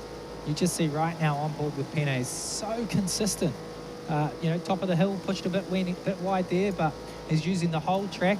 You know, and you guys can actually go on YouTube and get some tutorials on Willow Springs. And if you actually look, he's actually driving it like a professional. So, you know, how much time has this boy spent at home racing this track? I mean, you could just replace our voices with a tutorial. Now, you want to take this corner, well, I don't actually have the knowledge to be the tutorial, but you get what I mean, right? Yeah. This guy is the Very definition consistent, of what a very tutorial consistent. should be. And he's just done a 120.1. You know, he's just gone faster than anyone out on track at the moment. So again, we could be seeing him having another point added to his name. He could have 51 points. Taking out the Star Insurance fastest lap of the race. Of course, we're not finished yet. Someone might overtake him in 7 that laps regard. to I go. mean, Yep. Robert Northway managed to pick it up in the first race. So Jordan Pene, as much as he's in first place and getting very, very fast lap times, Yeah. Robert Northway, we've got to talk about how fast his fastest laps are. And just as we say that, Northway crosses the line to go 200ths of a second faster than Pene on that last lap.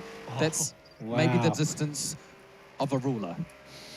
There's not much in it between these two at the line. So it's a shame because we saw if Northway hadn't have had that mistake at the start, we could well see him challenging for the win. This is going to be super costly for him in the championship chase. Well, Richie, 1.20.928. So, you know, he's not giving up. He's just a weeny bit behind, but, you know, he's still setting some really fast lap times. It's basically Pene or Richie. Very interesting. I mean, like we were saying before, it's pretty safe to say Pene is going to take out that first place spot unless, again, it's on him to lose this first place spot. The other racers can race as hard as they want, but if Pene just keeps this up, there's no way they're going to overtake him. Yeah, interesting to note now. It looks like Northway is maybe catching up to the back of Michael Robinson now for 4th and 5th. There's not much between those two now, so we'll keep an eye on that battle hopefully soon. Jordan Pene, again, super, super consistent, a 1:23.98. So within about 3/10 every lap time. So Northway looks like he's going to send it down the inside of Robinson. They go side by side. Oh, that's a fantastic move. Clean as you like. And that is just showing the dedication from Northway as well. Remember, he was in 8th place at one point. If you look at the map on the right-hand side of the screen as well, you can see how far ahead he is of the races behind him. He has worked his ass off to get to this point, and he is not stopping anytime soon. I don't think there's enough time left in this race for Northway to catch up to P3. The margins between those two in terms of lap times are maybe half a second at most. Northway is still one of the quickest guys out there, trading fastest lap times with Pene, but it's not going to be enough. We're just about to cross 15 laps, so 3/4 of the way through this lap, and there we go. It looks like Robinson goes a little bit wide.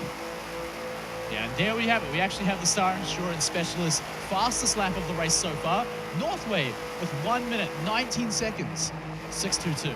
So that's Very the fastest time of the race, and it's the first time we've seen them drop into the 1:19s as we see Robinson get super loose through turn 1. He's going to spin out. No. Oh, he's in a spot of bother right there. He's going to have to recover quickly if he doesn't want to lose too much time and lose another position. We're going to see maybe Parker, is he going to be able to pass him as he recovers? Hopefully in cut back to disguise that there. soon. You can see the ditches as well off the side of the road. So it makes it painful, not only when you go off the track, but when you try and get back on it. And you were mentioning that before, but Robert Northway, as much as he's not going to be able to catch up to the top 3, he's now solidified his 4th place. So there could be a battle here for 2nd and 3rd, though.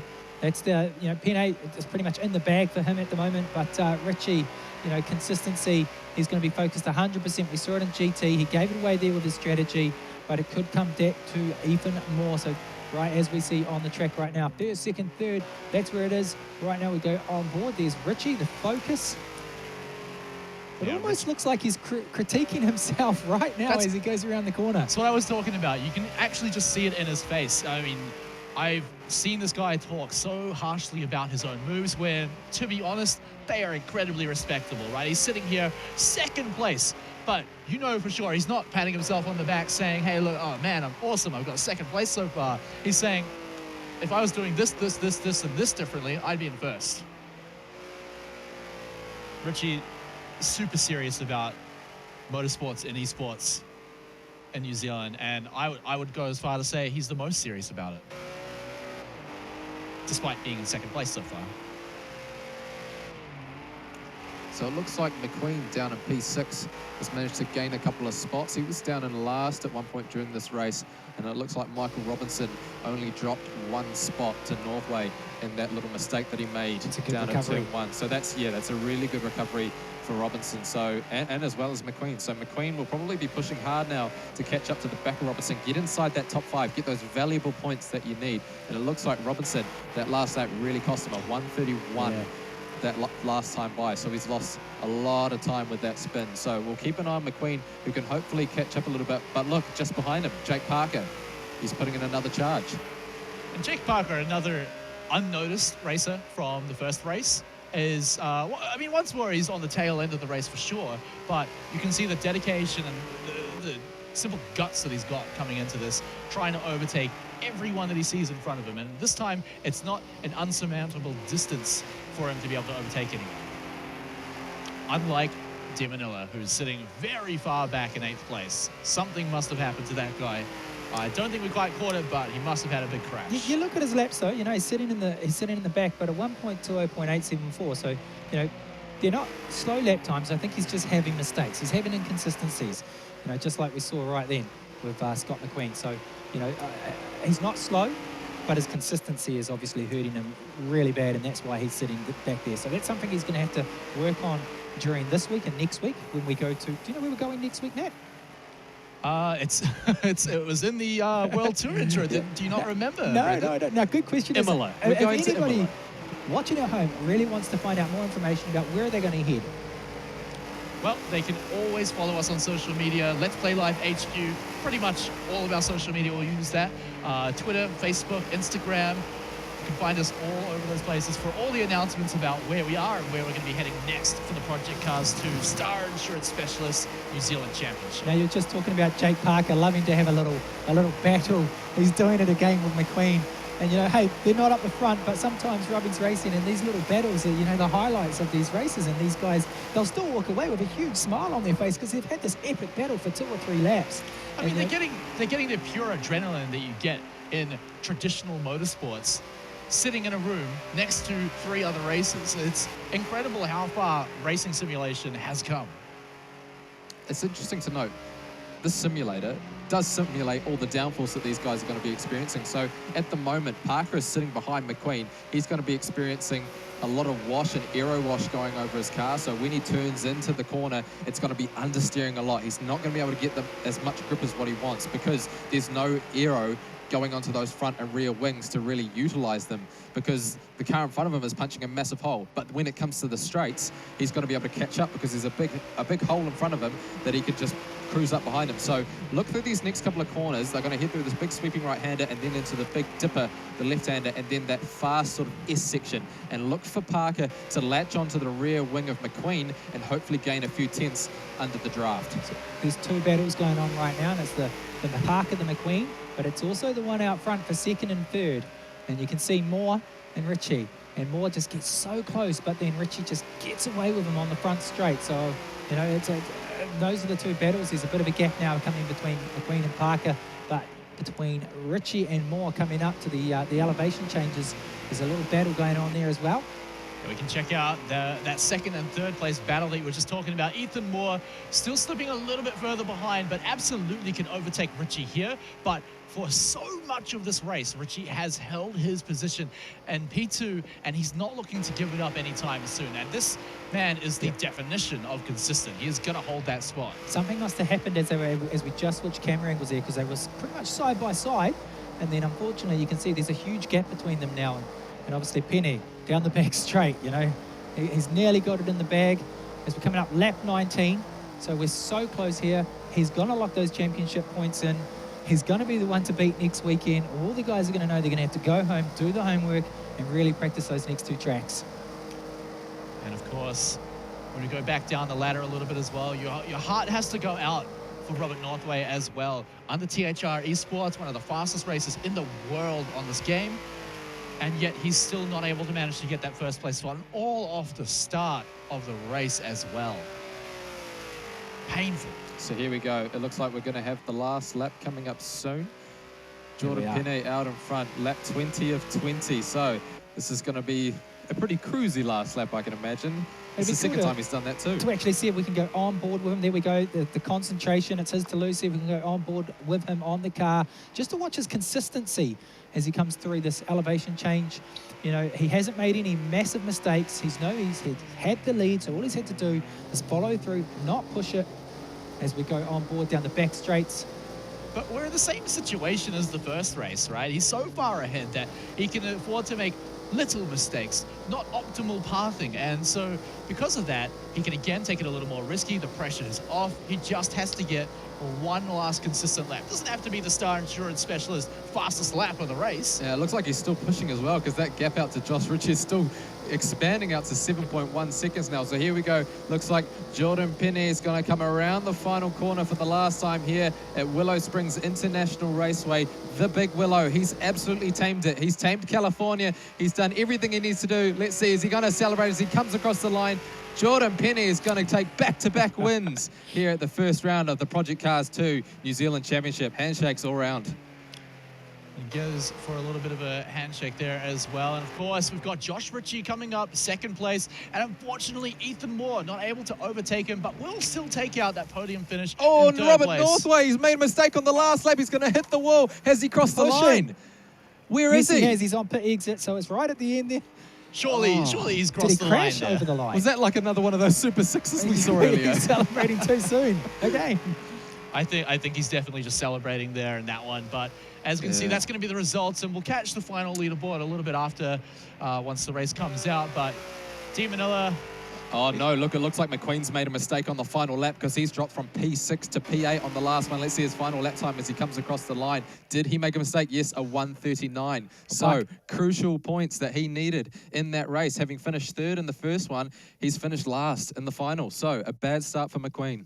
Parker will be happy too. Parker's jumped up to 5th position. He was at 8th last, so that's going to give him a bit of confidence boost and a few critical championship points coming into obviously next week as well. Yeah, of course. I think, and you can see the leaderboard here. Jordan Pene once more in that first place spot very comfortably. And despite the battles, Josh Ritchie does manage to come out in second place with Ethan Moore trailing behind. And Robert Northway, whether he crashed over the finish line or not, still managed to grab that 4th place spot. Of course, Jake Parker, Michael Robinson, Louis DeManilla, and Scott McQueen rounding out the final 4. I just want to talk about Scott McQueen a little bit as well, because this is already an example of how it's different to GT Sport last year. One race, if it was just one race, he would have got 3rd place. He would have been stoked with that. Now he's struggling in 8th place and realized, okay, I've got to step up my game if I want to earn those points. Yeah, it's going to be about those people that get the seat time. So it's going to be interesting chatting to the drivers and the racers after this and seeing how they practice and who actually did practice. So now we're going to go quiz those after the race, and we'll be back here obviously next week to fill you guys in on who's been practicing and who hasn't. Now, we do actually have the winner of the race on standby. He's ready to give us his thoughts on how he feels after he won yet another race. Congratulations, back-to-back wins. How does it feel to take out the first leg of the US Tour? It feels awesome, yeah. I think he was fastest. Didn't really expect to win both of them. But yeah, I'm pretty happy to have raced alongside friends, and yeah, it was a great experience. Awesome. What competitor are you most nervous about versing in the upcoming races? Definitely Josh. he's definitely not an underdog. I'm definitely an underdog, but he isn't. And yeah, definitely looking out for him. Yeah. Do tonight's wins make you confident going into the 2 tracks in Italy next week?